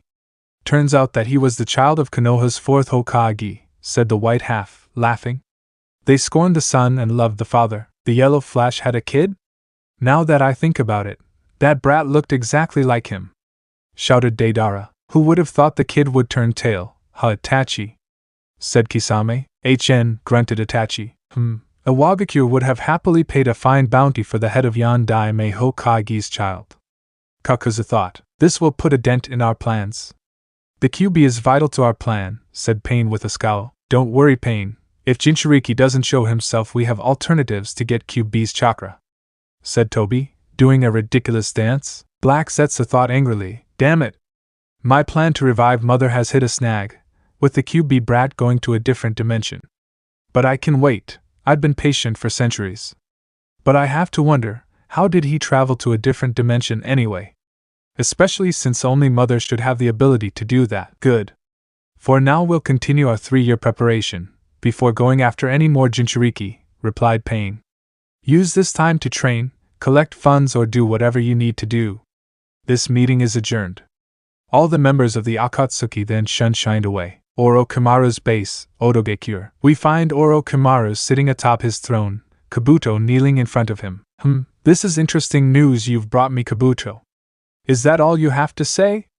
Asked Orochimaru. Yes, Orochimaru-sama. That was all I was able to get from my contact in Akatsuki. We have 3 years before they make a move, said Kabuto, before he giggled. Naruto-kun really knows how to surprise people. They then heard footsteps and saw Sasuke entering the throne room. He was garbed in only his shorts, having done some physical training before this. What was that about Naruto? Questioned Sasuke. Why, Sasuke-kun, it turns out your friend Naruto has abandoned Konoha. The snake giggled as he said this. Quite surprising, isn't it? Sasuke scoffed at this, saying, and he was so adamant on bringing me back to the village? Hypocrite. Sasuke then left the throne room intent on getting in more training. These next few years are going to be quite interesting, aren't they, Orochimaru-sama? Questioned Kabuto. Indeed they are, Kabuto. Indeed they are, replied Orochimaru, intrigued by what's to come. Konoha, 3 years later. These past 3 years have truly been an experience for Hinata. She had shot up from a measly 4 feet 6 inches to an average 5 feet 6 inches. Her hair was now completely white, and she had also gained some noticeable muscle. Her personality also changed as well. She became more confident in her ability as she progressed, her friends also noticing as well. She also got over her crush on Naruto, realizing that he was more of an older brother figure to her than a lover. After learning the Shadow Clone Jutsu, she was able to summon 20 clones with her current reserves. She used each year to focus on different aspects of her training, such as ninjutsu, gentle fist katas, the abilities of the Tensigan, etc. For the first year, she divided her clones towards practicing elemental manipulation and learning ninjutsu from each of the 5 elements. Hamura also mentioned that it was possible for her to use sub-elements, but only after she finished her training in elemental manipulation. She also began her apprenticeship under Lady Tsunade. She was learning basic healing techniques, such as the Mystic Palm technique and the Wide Healing technique. Hinata also refined her gentle fist style, pushing herself to master some advanced techniques such as the 8 trigrams 64 palms, 8 trigrams revolving heaven, and the 8 trigrams vacuum palm. She even developed her own techniques such as the protecting 8 trigrams 64 palms, which offered offensive and defensive capabilities whereby she emits a constant stream of chakra from her palms, which are formed into extremely thin, sharp blades. The second year, Hamura began her instruction on regular senjutsu, 6 paths senjutsu, and the Tensigen techniques. She had requested the use of the Forest of Death, since it would provide her with the privacy she needed. Tsunade agreed with the request, understanding the need to keep such techniques a secret from the common populace. It also doubled as survival training due to the large amount of dangerous animals and plants in the forest. It was also brimming with natural energy due to the first Hokage growing it with his wood style. It took her 2 months to achieve sage mode. It took the form of dark markings over his eyebrows and lower eyelids, and a dark teardrop in the middle of her forehead. Thanks to her Tensigen, she could enter it almost instantaneously. The physical boost it gave her made her gentle fist even more deadly, seeing as she could knock someone away with just a poke. She also was able to sense the whole village and pinpoint certain people. 6 paths senjutsu was a step above that. The strength increase was insane. She could lift 2 of those giant trees alone. The flight ability was fun to practice with. Being able to soar and touch the skies was breathtaking. She knew that the 3rd Tsuchikage could fly also, and she'd find it funny to see his reaction that she could too. Her sensing capability also got a buff. It was like she could sense the whole world now. The truth-seeking orbs were also fun to experiment with. She mostly shaped them into shields and bow staffs for Bukijutsu. She could also fire them off at high speeds. For the 4 noble paths techniques of the Tensigen, she was able to master the Shomando, Engakudo, and Bozutsudo paths in about 3 months. She could use the Hodokido path for about 30 minutes, and was trying to increase that time limit. In that form, her speed was drastically increased. Also, she was able to manifest chakra arms that she could use to grab and lift multiple objects. For the Nato path, Hamura suggested that she don't touch it until obtaining the self-realization that was required. She then spent the 3rd year refining the techniques she learned. She also finished her apprenticeship with Lady Tsunade, learning some more advanced healing jutsus and surgeries. She picked up on the chakra scalpel, which could be used offensively by cutting tissues and tendons from strikes, rendering the victim immobile. Lady Tsunade also allowed Hinata to sign the slug summoning contract. Aside from training, the Chunin exams came to Konoha again. It was there a Gokage meeting was held to discuss Akatsuki half a year ago. It was held there to keep information from possibly leaking out. As per Tsunade's request, Hinata attended along with Jiraiya and Shikamaru. Flashback 6 months ago, Konoha conference room. We find Tsunade, Jiraiya, and Hinata sitting in the conference room along with the rest of the Kages and their escorts. Seated at the Mizukage seat was Meitorimi, the 5th Mizukage. She is a tall, slender woman with fair skin. She has green eyes, and ankle-length, auburn hair styled into a herringbone pattern at the back, a topknot tied with a dark blue band, and with 4 bangs at the front. 2 bangs are short, with one covering her right eye, and 2 are long, crossing each other on her bust, just below her chin. She wears a long-sleeved, dark blue dress that falls just below the knees. It seems to be closed at the front with a zipper, and is kept open on the front right side from the waist down. The dress only covers up to the upper part of her arms and the underside of her breasts. Underneath, she wears a mesh armor that covers slightly more of her upper body than her dress. She also wears a skirt in the same color as her dress and, underneath those, mesh leggings reaching down over her knees. Around her waist, she wears a belt with a pouch attached to the back on the left along with high-heeled sandals, shin guards reaching up over her knees, dark blue nail polish on her fingers and toes, and purple lipstick. Her escorts are her second-in-command, Ao and Chojuro, a recent addition to the 7 ninja swordsmen of the mist. In the Raikage seat is the unruly, the 4th Raikage. He has dark skin with a large muscular build, white hair combed back, a small mustache and goatee. His face has pronounced cheekbones and tear troughs under his eyes, and a prominent crease across his forehead. He has pointed canines and his top lip also has a darker hue than the bottom one. He wears a white haori without a shirt underneath. He also wears a gold belt around his waist with a boar's face engraved in the center, black pants with torn ends, Kyumonin shin guards, and shinobi sandals. His escorts are his brother Killer Bee, the Eight Tails Jinchuriki and Darui of the Black Lightning. In the Tsuchikage seat is Inoki of both scales, the third Tsuchikage. He was a very short, old man with a triangular beard and a mustache that had angular corners, a big red nose and thick eyebrows. The top of his head was completely bald, although he had long white hair on the lower half of his head which is styled in a traditional Chanmage haircut, the back of which was tied with a yellow ribbon into a topknot. Inoki wore a green and yellow coat with a red collar.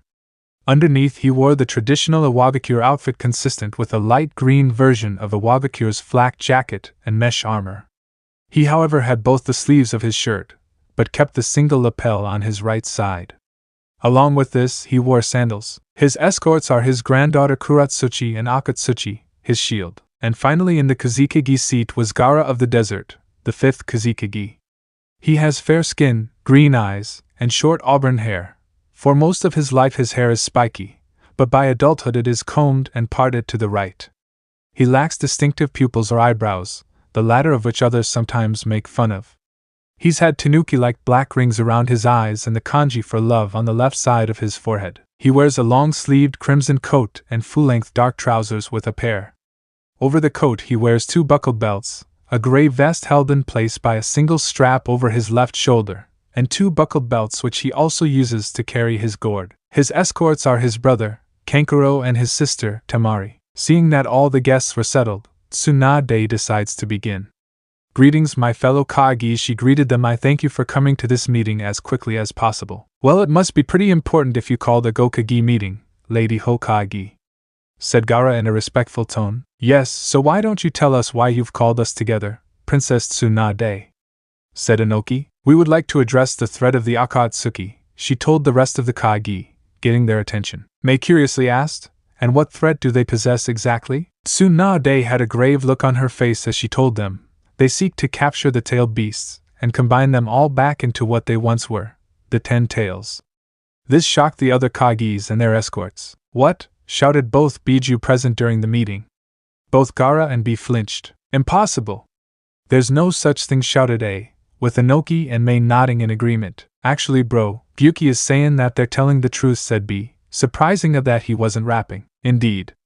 "Shikaku is also confirming their statement," said Gaara, nodding in agreement. "We have someone who can give you proof of our claims," said Shikamaru. Seeing everyone else nod their heads, he turns to Hinata.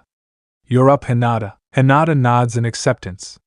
She then activates the Tensigen and her body briefly glows silver, before Hamura's ghostly figure appears. At the sight of Hamura, both Gaara and B flinch again. Everyone else was put on edge with the arrival of this newcomer. "Who are you?" questioned Mei. "Greetings, Gokage." "No need to be alarmed," said Hamura. "My name is Hamura Otsutsuki, the younger brother of the Sage of Six Paths." As soon as he said that, B and Gaara flinched again.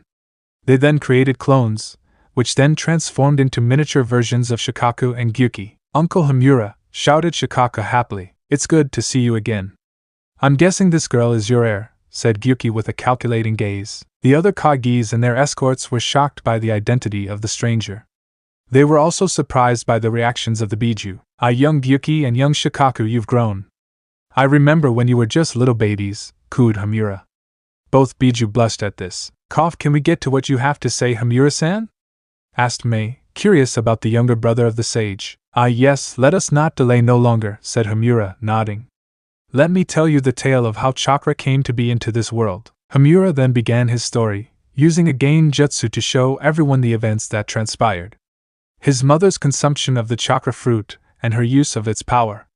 His birth, alongside his brother.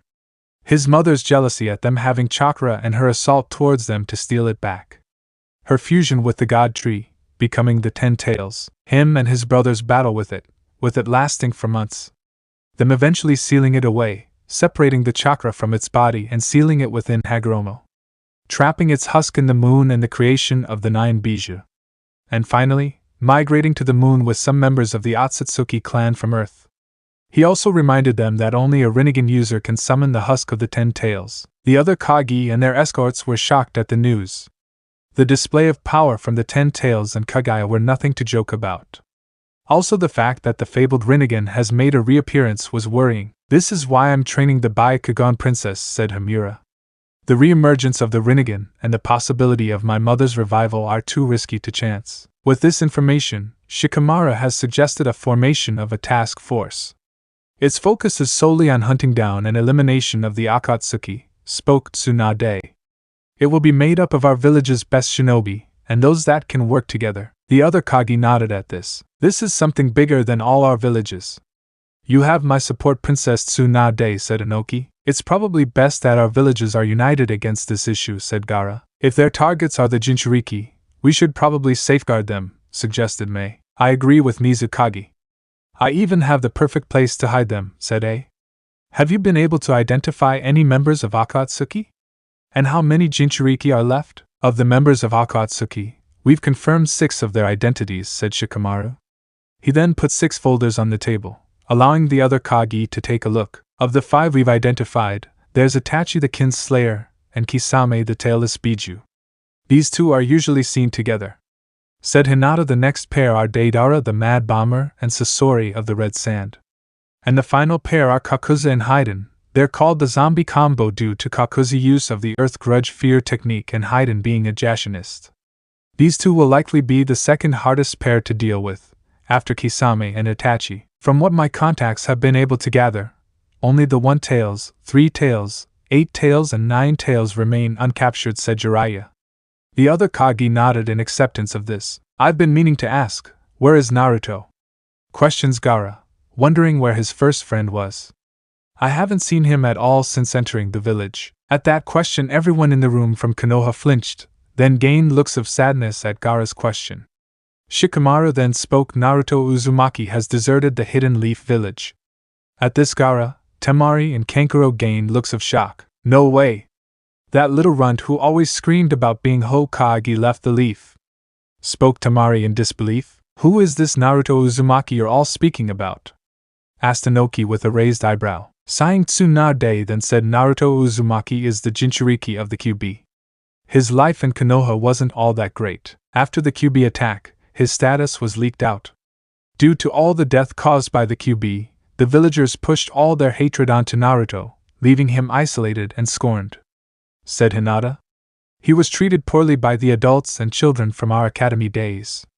I guess he finally had enough and decided to ditch the source of his pain." "Have you been able to locate where he went?" questioned A. "He is in great danger with the Akatsuki out there, that's the thing. Naruto isn't within our dimension anymore," Shikamaru told them, which confused everyone not from Konoha, except for the 2 Bijou. "What do you mean not in our dimension?" asked Mei, confused. "Ah, so that's what I sensed a couple of years ago.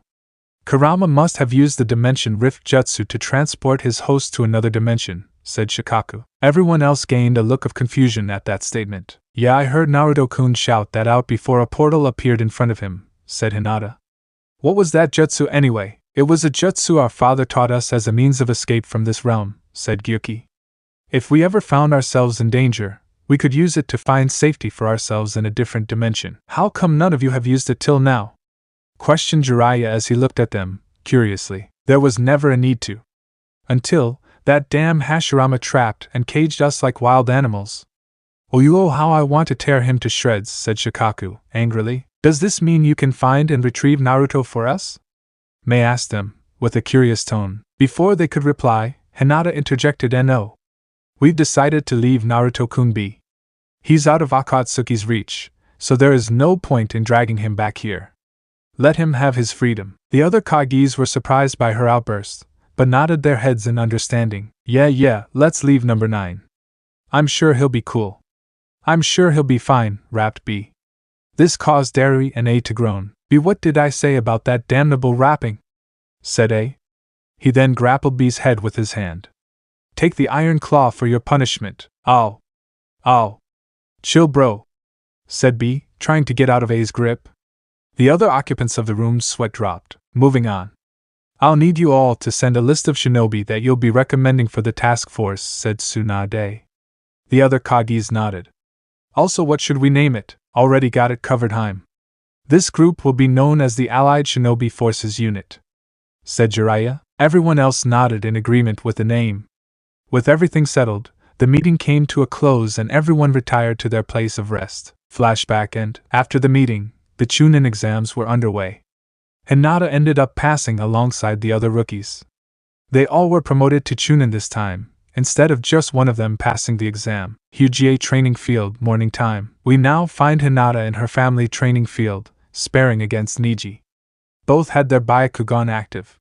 They were both wearing black training GIs. 8 trigrams 64 palms, shouted Niji, thrusting his fingers forward at high speed. Protecting 8 trigrams 64 palms, shouted Hinata, waving her hands around, creating arc-shaped streams of chakra that shaped into a barrier, blocking Niji's thrusts.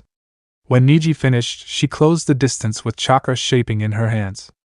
She shouted gentle step twin lion fists. As the chakra in her hands took the shape of lions, and she hit Niji's center with a double-handed thrust, knocking him to the ground. She then raised her palms to bring down another strike, before Niji said, "I yield, Hinata-sama." She then relaxed herself and stretched a hand forward to pull Niji up. He took it and stood up, before bowing to Hinata. They then heard clapping and turned around to see Lord Hayashi standing there. "Wonderful job, both of you. Hinata, I am so proud of how far you've come," Hayashi said. "Niji, I'm sure your father would be proud of how strong you've become. 16 and you're already a jonin." "Thank you, father," said Hinata, bowing. "Thank you, Hayashi-sama," said Niji, also bowing. "I've come to tell you that Lady Hokage has requested your presence in her office," stated Hayashi. Both Hinata and Niji nodded and left to get changed. Hokage's office. 1 hour later. We now find Team Guy, Team 8, Team 10, Kakashi, and Sakura standing before Tsunade waiting for her instructions on what to do. Everyone had also gone through a wardrobe change. 1. They also wore new headbands, with the ASFU kanji on it. Good morning, everyone. First, I would like to introduce you all to a new addition to the ASFU Sai.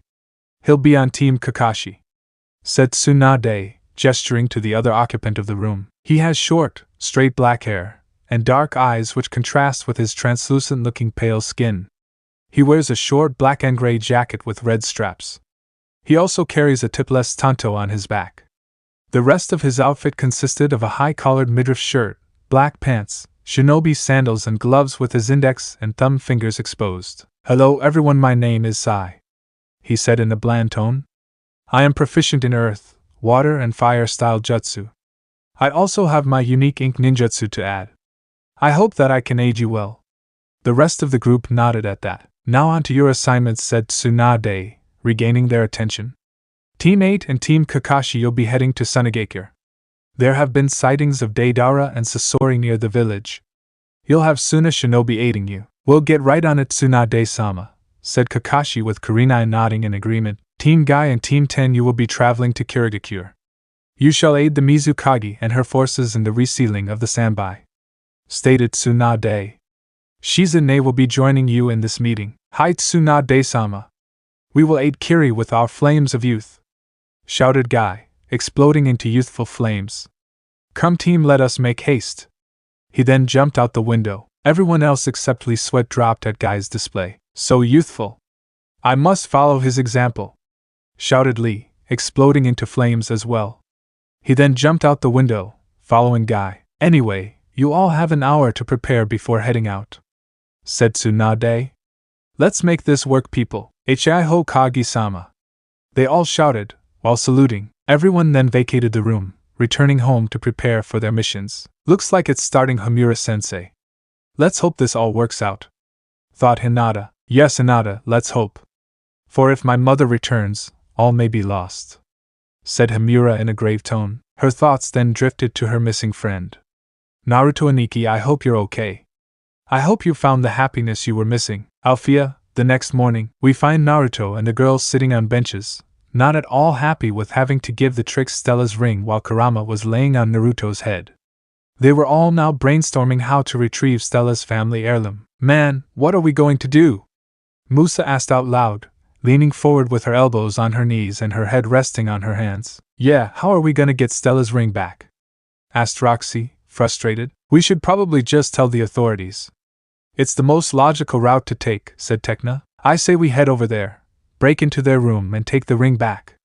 Stella said with a determined look on her face. I agree with Stella, said Kurama fiercely. Stella, that's a terrible idea, said Flora aghast. Yeah, you could get in serious trouble, said Aisha. Guys, we can focus on getting the ring later after your classes, said Naruto. I'm gonna head out now. Today's a free day for me. So, I've been having these dreams about this woman, said Bloom. She would appear in my dreams saying find me Bloom or my sweet Bloom, and I feel like I should know her, but it's just not clicking. How long have these dreams been happening? Questioned Naruto. It happened once after I awakened my powers, but I brushed it off, she replied, but ever since we came to magics, they've been occurring frequently. What do you think of this, Kurama? Naruto asked him. It seems that someone is trying to contact her, said Kurama. Maybe someone related to her past?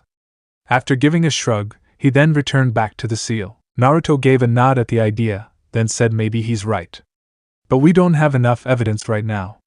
Bloom nodded at this, as Naruto asked her, so what are you going to the library for? I'm going to see if I can find her in any of the library books, Bloom told him. Hopefully I can find out who she is. They eventually reached the library, with Bloom kissing Naruto on his cheek and saying goodbye.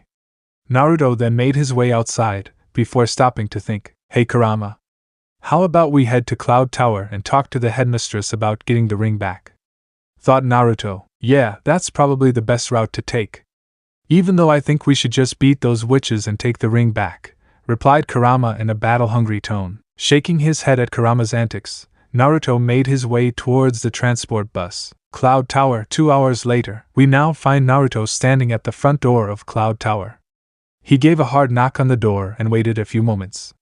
There was a flash, before a projection of a woman appeared before him. She is very tall with pale greenish-white skin, and has a hooked nose. She has purple hair that is pulled up into a shape similar to that of pointy hats worn by fairy tale witches, with 2 lighter purple strands on either side. She wears heavy makeup around her eyes and wears an ankle-length dark purple dress with a high collar and dark purple shoes. May I know what you are doing in front of my school, young man? She asked with a stern tone. Hi, my name's Naruto. Are you perhaps Headmistress Griffin? Questioned Naruto. Yes, I am. May I know what you need from me? Griffin replied. If it is okay with you, can we talk in your office? He asked. Seeing no harm in humoring the boy, Griffin nodded. The projection disappeared and the doors opened up, letting Naruto in. He continued forward for a few minutes, before coming up to a wide open hall. There he saw Headmistress Griffin waiting for him. Greetings, Naruto. Let us move to my office for this conversation, said Griffin with a welcoming smile. Naruto nodded and followed her to the office. Griffin's office. 13 minutes later, we now find Ms. Griffin and Naruto sitting at her desk. Both are sipping some tea that was brewed beforehand. Now that we're comfortable, how about we get to what you came here for? She asked him. Nodding his head, Naruto retold the events of the day before. The tricks tricking Stella into a false date and capturing her. The confrontation between the Winx Club and the Tricks over Stella, and the Tricks' ultimatum. So you see, I just want Stella's ring back. It is a precious heirloom to Stella's family and I would like to avoid conflict if possible, said Naruto at the end of his tale. Griffin thought about it and nodded. She then said, I can call Icy, Darcy and Stormy here. They're the rowdiest of our seniors, which makes them difficult to control. You'll have to convince them to give the ring back with words or with force. Seeing Naruto nod in acceptance, she used the intercom to call the Tricks to her office. 15 minutes later, the door to the office was opened, revealing the Tricks in their casual outfits. Icy wore a light blue, backless tank top with a flared collar, a slightly darker blue miniskirt with a thin diamond-studded belt that hangs over it from her waist, and knee-high, bright blue, high-heeled boots. Darcy wore a lilac-colored top with a purple ring-like pattern that bears her midriff and is attached to a purple choker she wears around her neck, purple bell-bottom pants with a small split above her ankles which exposes a lighter-colored lilac area, and black heels with pointed toes. She also wears a small pair of yellow glasses. And finally, Stormy wore a fuchsia-colored crop top with no straps, as the only thing holding it up is its attachment to a matching fuchsia choker through the small metal ring that rests at the center of her top, a purple miniskirt that is tied to her waist, and matching purple sandals with high heels. "You called for us, Headmistress Griffin?" questioned Darcy, not noticing the other occupant in the room yet. "Yeah, we were kinda in the mid-hey, what's he doing here?" started Stormy before she noticed Naruto, bringing him to the attention of the other tricks. "Young Naruto here has brought to my attention that little stunt you pulled yesterday," said Griffin. "Thankfully his isn't here for any malicious reasons. He just wants the Solarian princess's ring back." "Yeah, so just hand over the ring and we won't have any problems," spoke Naruto with a grin. "No way. Why should we even give it back?" said Stormy in an angry tone. "Indeed, you willingly gave us the ring," said Darcy with Icy nodding in agreement. "Yeah, after you threatened my friend's life in exchange for it," growled Naruto with his eyes bleeding red, causing the tricks to flinch. He then calmed himself and said, "How about this then? I'll fight you 3v1 and the winner gets to keep the ring. Is that acceptable?" The tricks thought for a bit before nodding. "Yeah, we'll take you on. And this time you won't be able to overpower us," said Stormy in an excitedly beepy tone. Icy and Darcy nodded in agreement with that sentiment. Turning to Headmistress Griffin, he asked, "Do you have somewhere for us to have our battle?" "Yes, of course. The combat classroom should be open right now. I'll even invite the students to watch. This will probably be a great learning experience for them," she replied, getting up and heading towards the door. The rest of the occupants nodded and followed behind her. Combat class, 15 minutes. They walked into the combat classroom, and Ms. Griffin asked the other teachers to bring all the students there for quite a show. She then took her seat among the students. Naruto and the tricks took their places on the battlefield. Standing near the field was the combat teacher, Ms. Goodwitch. She is a middle-aged woman that has very light blonde hair tied back in a bun with a curl hanging down the right side of her face. Her eyes are bright green and she wears thin ovular glasses.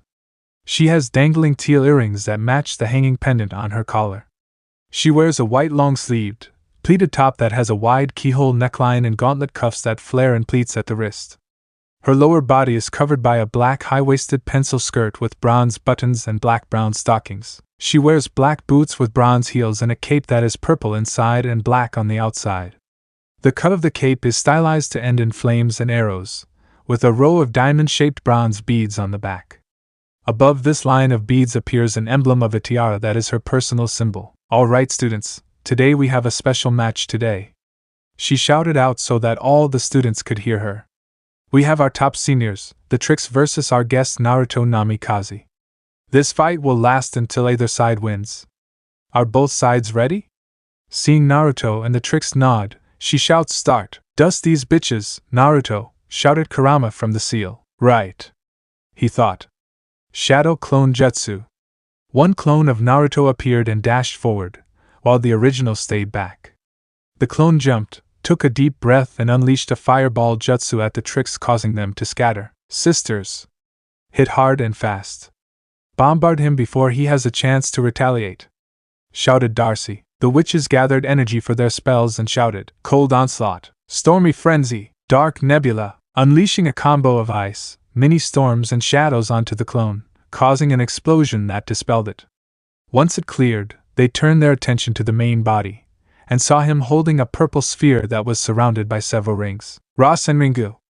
he shouted while chucking the sphere at them. "Dark Thunder, Shadow Fire, Ice Dome!" shouted the three witches.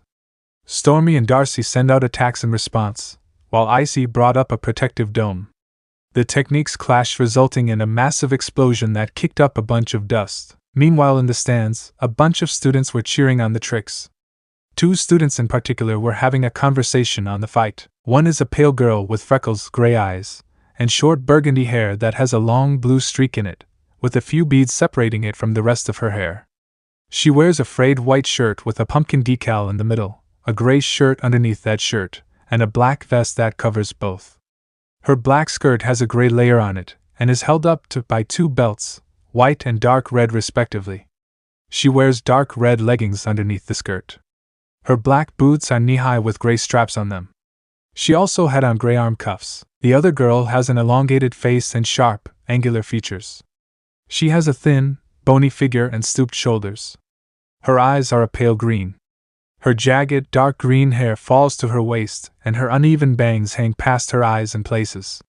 She wears an off-white tank top that reveals her midriff and a checkered green and purple miniskirt with a belt over green tights, as well as red fingerless gloves that cover most of her forearms. She also wears violet military-style boots. So who do you think will win, Lucy? Said the redhead. Obviously the Tricks. They're the strongest students in our school and they're not gonna lose to some random guy, said Lucy. I will admit that he's quite something though. Way better than that Helia pansy you're dating, Mirda. Hey, don't bad-mouth Helia. He accepted me even when he found out I am a witch, said Mirda, but back to the fight. I say that Naruto guy will give them a good fight and maybe even win. Lucy scoffs at this. But before she could speak, a voice interjects. I must say that I agree with young Mirda. Lucy and Mirda then turned to see Headmistress Griffin was sitting next to them. I believe that Naruto has an ace up his sleeve and that he's waiting to put it into play. Back on the field, the dust clears and Icy brings the ice dome down. The Tricks are greeted to the sight of an empty field. Where is he? Shouted Stormy. She then feels something grab her heels. Looking down, she sees 2 hands attached to her heels. She is then pulled underground and Naruto emerges, leaving her buried up to her head. Earth style, double suicide decapitation technique. As Naruto came out of the ground in front of them, with a grin on his face, he then turned his attention to Darcy, thrusting his hand forward and unleashing a Chidori stream which disables her. Icy, seeing her sisters fall so easily, stomped her foot on the ground, releasing a wave of ice to put some distance between her and Naruto. Naruto backflips, then uses a spike of ice to balance and propel himself toward Icy. He summons 6 shadow clones, which surround him and shout, "Transform!" which caused a big cloud of smoke to appear. Icy was on guard, ready for anything to come out of the smoke. Her guard was broken, however, when she was greeted to the sight of naked men, with a naked Naruto in the middle. They all spoke with heavenly voices. Sexy reverse harem jutsu. Hey there, Icy. Hi! Shouted Icy, her face going crimson. She faints, with steam coming out her ears and swirls in her eyes. Naruto cancels the transformation and his clones, saying, "Looks like I win. I'll be taking that ring back now." Darcy groans, before pulling out the ring and saying, "Just take it." It wasn't even that helpful anyway, as she then tossed it towards him. He caught it and turned to the crowd. All the students and teachers were amazed that he beat the Tricks, with some of them blushing at how he beat Icy. "The winner is Mr. Namikaze," shouted Glinda with a tick mark and a blush. Naruto was then approached by Ms. Griffin, who said, "Well, congratulations, Mr. Namikaze. I must say that was a very unorthodox way of winning this match, but amusing nonetheless." She then turned to all the students. "Ladies, let this be a lesson to you. There will always be someone out there who is stronger and smarter than you. Don't let yourself stagnate. Always find ways to improve." All the students nodded their heads at her advice. "Thank you, Ms. Griffin, for that helpful tidbit," said Glinda. "Now, girls, class is now over. You can all return to your dorms, and can someone please take the Tricks to the infirmary?" The girls nodded and began to clear out, some of them carrying Icy, Stormy, and Darcy away. Naruto then turned around, and was about to leave before he heard someone say, "Please wait, Naruto." Turning around, it was revealed to be Mirda with Lucy following behind her. "Oh hey. Was there something you needed?" he questioned. "Oh, my name's Mirda and this is my friend Lucy," she said. "We just wanted to say congrats on your win." "Totally. I never expected someone to take down the Tricks so effortlessly," said Lucy. "Also, I'm pretty sure all the students here got some great blackmail on them. So thanks for that." She put up her fist, with Naruto bumping his fist against hers. "Yeah, it was nothing. I just wanted to get back my girlfriend's ring that they stole," he explained to them. Humiliating them was just a bonus. The girls snickered at this. "Ha, nice. Hey, do you work at Althea by any chance?" asked Mirda. Seeing him nod, she continued, "I have a friend there. Her name's Flora. Do you mind telling her Mirda said hi? I haven't been able to talk to her in a while." "Sure, no problem," he replied. "Anyway, I should get going. Have the rest of the day to myself, so I'm going to head into the city for a while." He then bid them farewell and made his way home. Naruto's house, 6 hours later. It was now evening time and we find Naruto and Kurama laying on the couch. They had come back from the city an hour ago, and decided to take a nap. During his time in the city he decided to change his hairstyle. He had the stylist grow it out a bit and pushed back, with 2 strands hanging in front of his face. 1. He had tried calling any of the girls to tell them he had the ring, but none of them responded. "Yawn man, that was a good nap, huh Kurama?" said Naruto, as he stretched himself. Kurama stretched himself. Before he replied, "You said it, brat. I have to thank you again for finding a way for me to leave the seal." "No need to thank me, buddy. What are friends for?" replied Naruto. He then heard his cell phone ringing and picked it up, seeing Miss Farragonda on the caller ID. "Hello? Hello, Naruto. Do you think you can come to my office immediately?" asked Farragonda in a serious tone. Wondering what was wrong, he said, "Sure, I'll be there in 30 minutes. He then hung up and turned to Kurama, saying, "Hey buddy, Farragonda wants me in her office. Let's go." He then grabbed his coat, while Kurama hopped on his shoulder. They left through the front door and made their way to Althea Farragonda's office. 30 minutes later, Naruto couldn't help but palm his face and drag it down after hearing what he just heard. Kurama was on the floor laughing at the situation. All he could do was stare at Farragonda and Griselda, then at the Winx who were in the room. It turns out the girls decided to follow through with Stella's idea of getting the ring back. They had snuck into Cloud Tower through the tunnels underneath the schools, which probably explained why his calls didn't reach them. They then found the Trix's room and searched for the ring. They eventually ended up stopping, realizing that it wasn't there. They had decided to leave, but Bloom thought it was a good idea to check out the library there, trying to find out who that woman was in her dreams. They were caught by Headmistress Griffin, who then reported them to Farragonda. "I thought we agreed that breaking in was a bad idea," said Naruto. "And even if you did go through with it, I at least expected some of you to stop them." "Sorry, but you know what they say. If you can't beat M, join M," said Aisha, rubbing the back of her head. Flora and Musa nodded in agreement. "Tekna, what happened to taking the logical route?" questioned Naruto. "Sorry. Ever since I began hanging out with you guys, I've been acting illogical and have lost control of my emotions. You guys have that effect on me," she said, blushing. Sighing, Naruto turns to Farragonda and Griffin and asks, "So what is their punishment?" And Kurama stopped laughing. Kurama ceased his laugh, taking a deep breath to collect himself. "I'm sorry. But wow, you guys really funked up," Kurama said. "Language!" scolded Griselda, "and for their punishment, we've decided to revoke their magic. In addition, they'll be cleaning the entire school tomorrow after classes finish." Farragonda then waved her hands and sent out a light which entered the girls, binding their powers. "I hope you girls will learn your lesson from this," said Farragonda with an unhappy look on her face.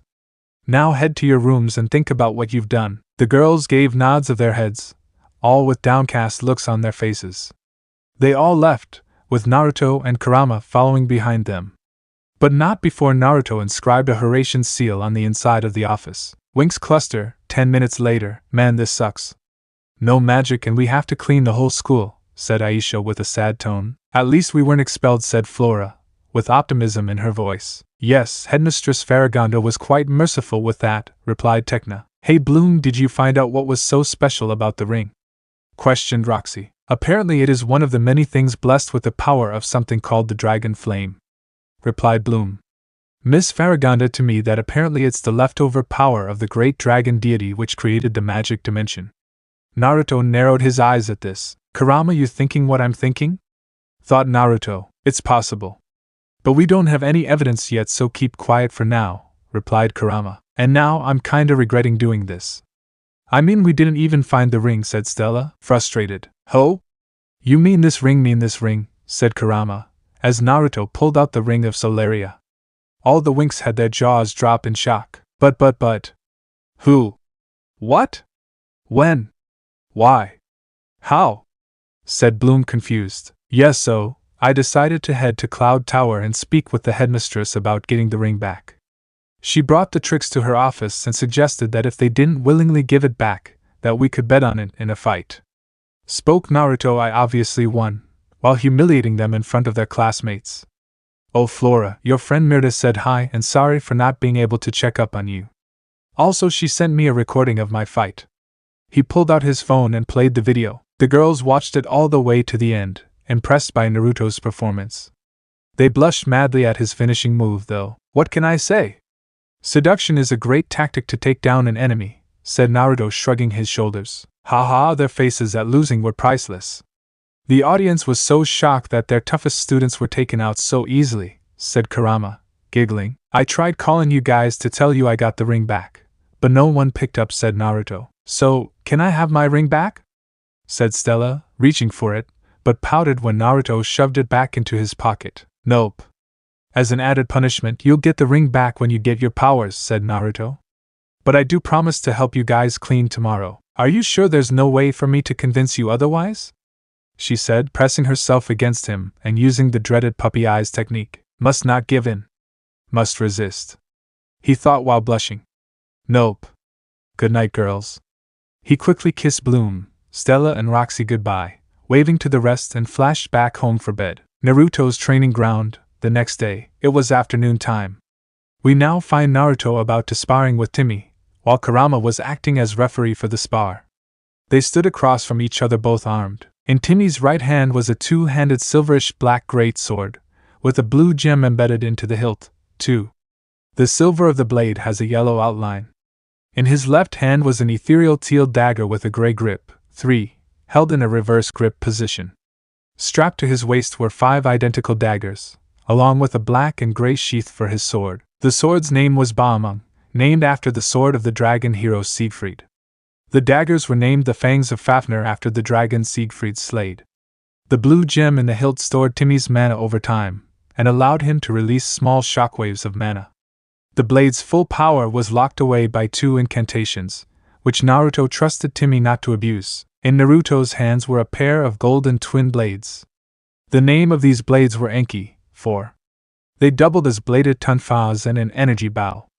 The blade's full power was also locked away behind an incantation. The two boys stood across from each other, keeping their eyes trained on their opponent. They were dressed in t-shirts and shorts. Kurama then yelled, "Fight, Sakukaja! Tarakaja!" Timmy double-casted, as red and green magic circles appeared under him, boosting his attack power and speed. He then sped forward with Naruto doing the same. Clang, clang, clang, clang, clang. Those were the sounds that echoed through the field, as the boys clashed with each other. Naruto hammering down heavy slashes, while Timmy deflected with his dagger and countered with Ba'amung. They separated and Timmy thrust his hand forward shouting "Debilitate!" causing a magic seal to appear under Naruto, lowering his physical parameters. Naruto, realizing he was weakened, jumped back summoning 4 shadow clones to charge Timmy. Sheathing his sword, Timmy used telekinesis to levitate his daggers, rotating them into a circular pattern. He began to punch the daggers, using his telekinesis to redirect them at the clones and dispel them. He then ducked out of the way from a projectile and saw Naruto with Enki shifted into its bow form. Naruto then charged his chakra into the bow and let loose 12.5 arrows, all speeding towards Timmy. In response, he holstered his daggers and drew Ba'amung. He shouted "Ba'amung!" and let loose a yellow shockwave that clashed with the arrows, resulting in a huge explosion. While this was going, Kurama was observing the fight with great interest. I must say Timmy has improved greatly under Naruto's tutelage. And those stat spells are ingenious. Who would think video games would be helpful in a fight, he thought. The sword and daggers are also great additions, since he can use them for close range or switch to longer range by levitating and punching them. Had punching swords, who else could have come up with such a unique style? In a realm far away, we find a man running away from a woman brandishing a large purple and white spear.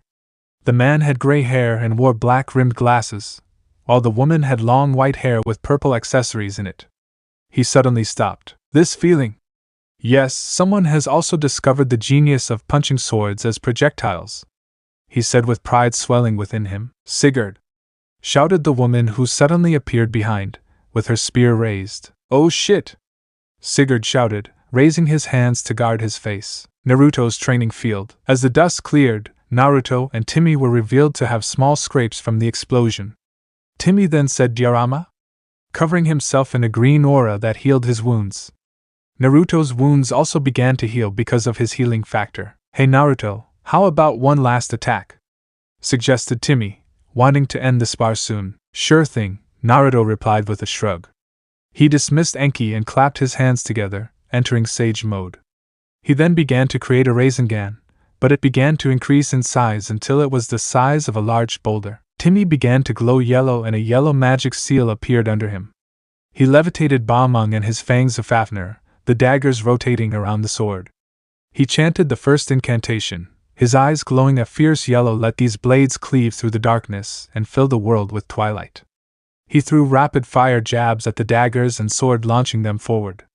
Naruto rushed towards the incoming projectiles, thrusting the Rasengan forward and clashing with them. Timmy dashed ahead, charging his fist with mana and striking the hilt of his sword. Sage Art, massive Rasengan, heaven's wheel of destruction. The resulting explosion shook the entire house as their attacks clashed together, while causing a huge cloud of smoke and dust. Kurama was knocked off his feet by a gust of wind, which sent him tumbling back a few feet. The dust cleared, revealing a huge crater, with Naruto and Timmy in the middle. Both sported some major scrapes and burns. Ow, ow, ow, ow. Why did we do that? Cried Naruto as he rolled around in pain. Oh, this was such a bad idea. I can't feel my arms, groaned Timmy, trying and failing to move. They heard footsteps and saw Kurama approaching them. Stupid brats throwing around high-level techniques in such a closed-off space. You're both lucky. Naruto remembered to reinforce his house and the basement with seals, he said, as he shook his head. He then tapped both of them, covering them with a cloak of his chakra to heal their wounds. Both boys got up and stretched, feeling re-energized. Thank you, Kurama, said Timmy. Yeah, thanks, bud, said Naruto. Bah, stupid kids. I'm gonna take a nap in the seal, he said, and disappeared in a flash of light. Welp, that's enough training for today, said Naruto, heading upstairs, with Timmy following behind. Yeah. I gotta say you are way tougher on me than Professor Kototorta is, Timmy said. That reminds me. I made something else for you besides those blades. Reaching into his pocket, he pulled out a wristband with a yellow gem on it and tossed it to Timmy. Timmy slid it on his wrist. Thanks, man, but what is it for? Questioned Timmy. Channel some of your mana into the gem and see what happens, replied Naruto with a smirk. Doing what he said, Timmy is covered in a flash of white. When it dies down, he is wearing a new attire. He's clad in a black armor with gray accessories, gloves, and boots. He has a face mask covering the lower half of his head. Attached to his back is a purple cape. 5. Whoa! Awesome! Timmy said, walking to a mirror and inspecting the armor. That is my gift to you. I have some for the other guys, with special swords as well, Naruto told him. I was able to give the armor's form using some high-priced dragon hides. So they're sturdy and have high magic resistance. He handed him 3 small rectangular boxes. These have the wristbands and instruction manuals on their swords. Make sure they don't use the full power all willy-nilly. Totally. And thanks again for the armor, man, said Timmy with a cheeky smile. Anyway, I'm gonna head out. I got a date. Ho? Who is the lucky lady? Said Naruto, wiggling his eyebrows. Timmy blushed and replied, I actually don't know. It's a blind date Riven set me up on. Well, I hope it goes well. You deserve someone special, said Naruto. I'm gonna head to Althea. I promised the girls I'd help them clean the school. Timmy nodded at that. They both got changed and headed out, with Naruto locking the door behind him. Althea, 30 minutes later. We now find Naruto and the Winx with Ms. Griselda. Alright, ladies, you have a lot of ground to cover, Griselda explained to them. She then used magic to make mops, brooms, and buckets full of water appear. You will be using these to clean up the entire school, from top to bottom. Man, and there was a concert tonight. Can't believe we're gonna miss it while the whole school is going, complained Musa. The other girls nodded in agreement. What they didn't know was that Naruto was sending a clone to go to the concert, and to record it for the girls to watch later. Tekna took out her computer, and started typing on it, saying what fascinating equipment. I must look up how they operate. Hey, as Griselda used magic to take her computer away from her, she sternly said no technology allowed at all. Now, get to it, ladies, as she clapped her hands to get them to start working. Also thank you, Mr. Namikaze, for volunteering to help them. No problem, Ms. Griselda, replied Naruto. Seeing Griselda walk away, he turned to the girls. All right. I'll be sending 2 of my clones with each of you to help out in your areas. Clones? Questioned Aisha, having never seen his shadow clone jutsu before. Oh yeah? He replied. Spawning 2 clones, he said basically. They are great for grunt work. They're also a great training/learning tool as well, since when they dispel I get their memories. Oh come on, that's just not fair, complained Musa. That's a broken skill if I ever heard of one, with all the other girls nodding in agreement. Chuckling, Naruto replied, yeah it is. But thankfully I'm the only one who can abuse it. He then summoned 14 clones. Alright. Bloom, you'll handle the kitchen. Stella and Aisha handled the bathrooms. Musa, Tekna and Roxy, you'll be cleaning up the classrooms. And Flora, you'll be with me cleaning the showers. Everybody understands? They all nod in acceptance. And maybe after we're done, we can invite Sky and his friends to party, Naruto said with a smile. They cheered and everyone made their way to their assigned locations. Main hall, 2 hours later. It was now nighttime. We now find Naruto and the Winx in the main hall finishing up the cleaning. Just as they finished, they saw Timmy, Riven, Sky and Brandon walking in with snacks and drinks. Hey guys, did someone order a party? Exclaimed Sky as he was holding some drinks. Brandon had some bags of food, while Riven was holding some speakers for some music to dance to. Timmy brought a laptop to connect to the speakers, and with them was another person. He has blue eyes and long black hair tied in a ponytail that drapes over his shoulder. He wore a light green poet's shirt with beige khakis. He has beige slippers on. In his hands was a sketchbook and a pen. Also guys, this is Helia, Timmy told them as he put the laptop onto a table. Riven put the speakers on the ground, on either side of the table. He was recently added to our squad and we wanted to introduce him to you guys. He's kind of a loner, so be nice. Greetings everyone.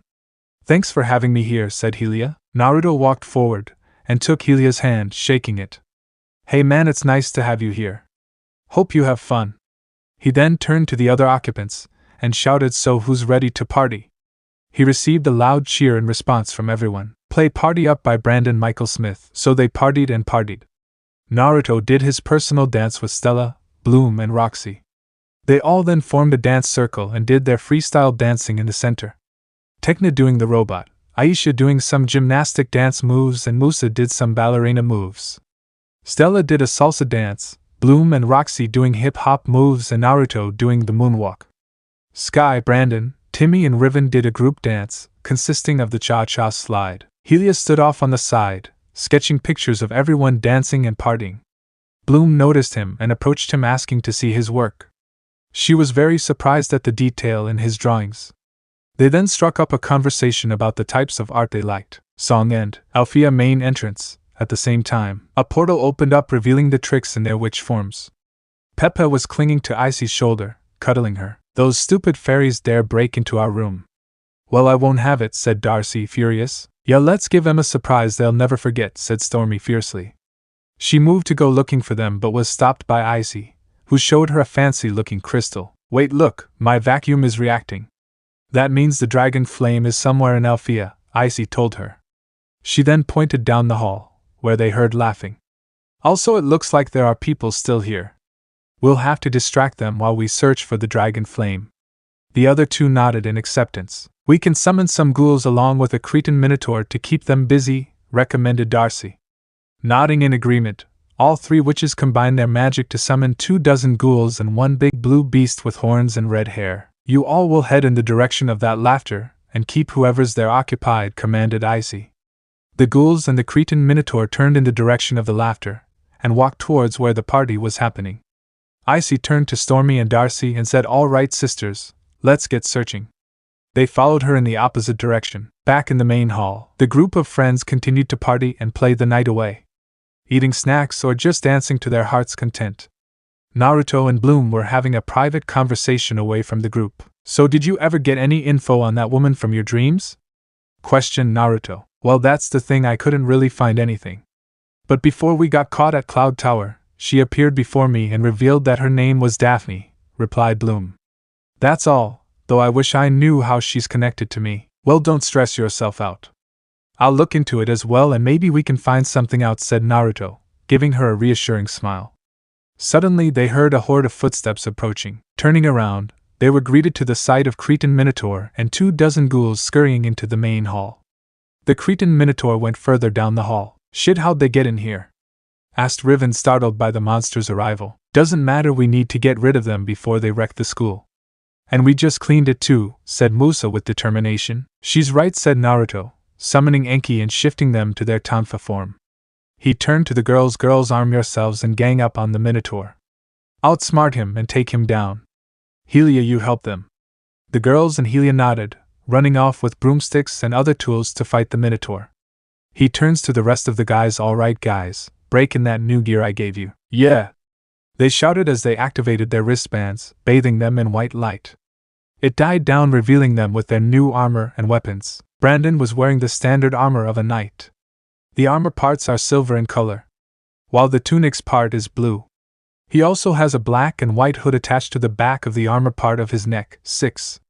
In his right hand was a European longsword with a blue hilt and golden guard with blue etchings in it.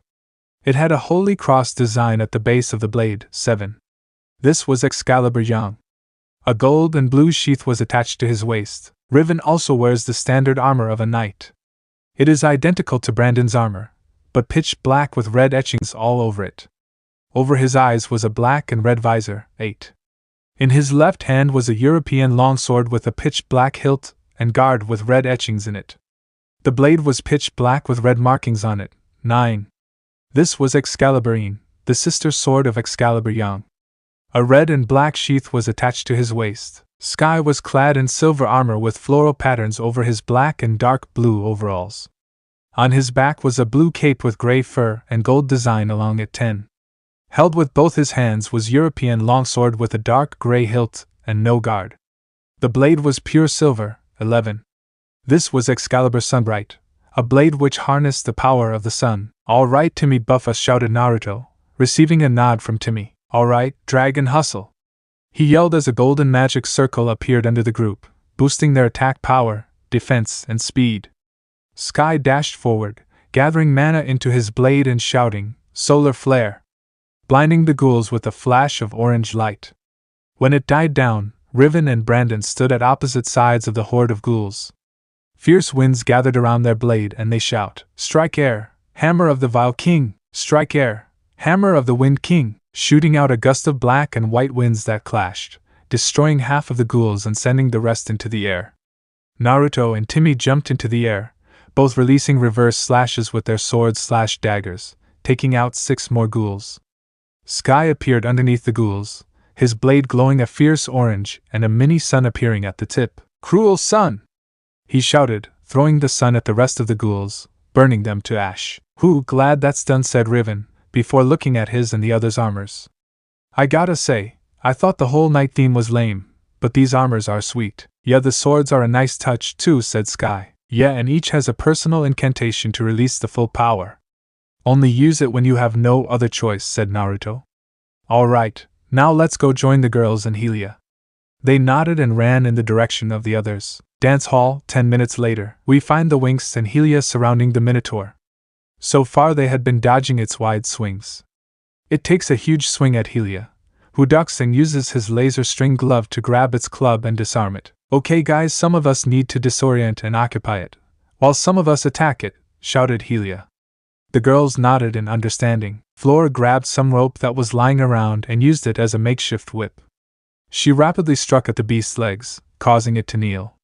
Tekna, Musa and Aisha grabbed the buckets of dirty water and splashed it in the face, causing it to let out a roar from losing its sight. Stella, Roxy and Bloom, armed with broomsticks, charged forward. Bloom struck the Minotaur in its stomach, with Roxy smacking it in the face and Stella landing a fierce blow on the back of its neck. The beast fell backwards groaning from the pain and appeared to stop moving. "Who we got?" "I am not really used to this much physical activity," said Tekna, looking a little tired. "You said it.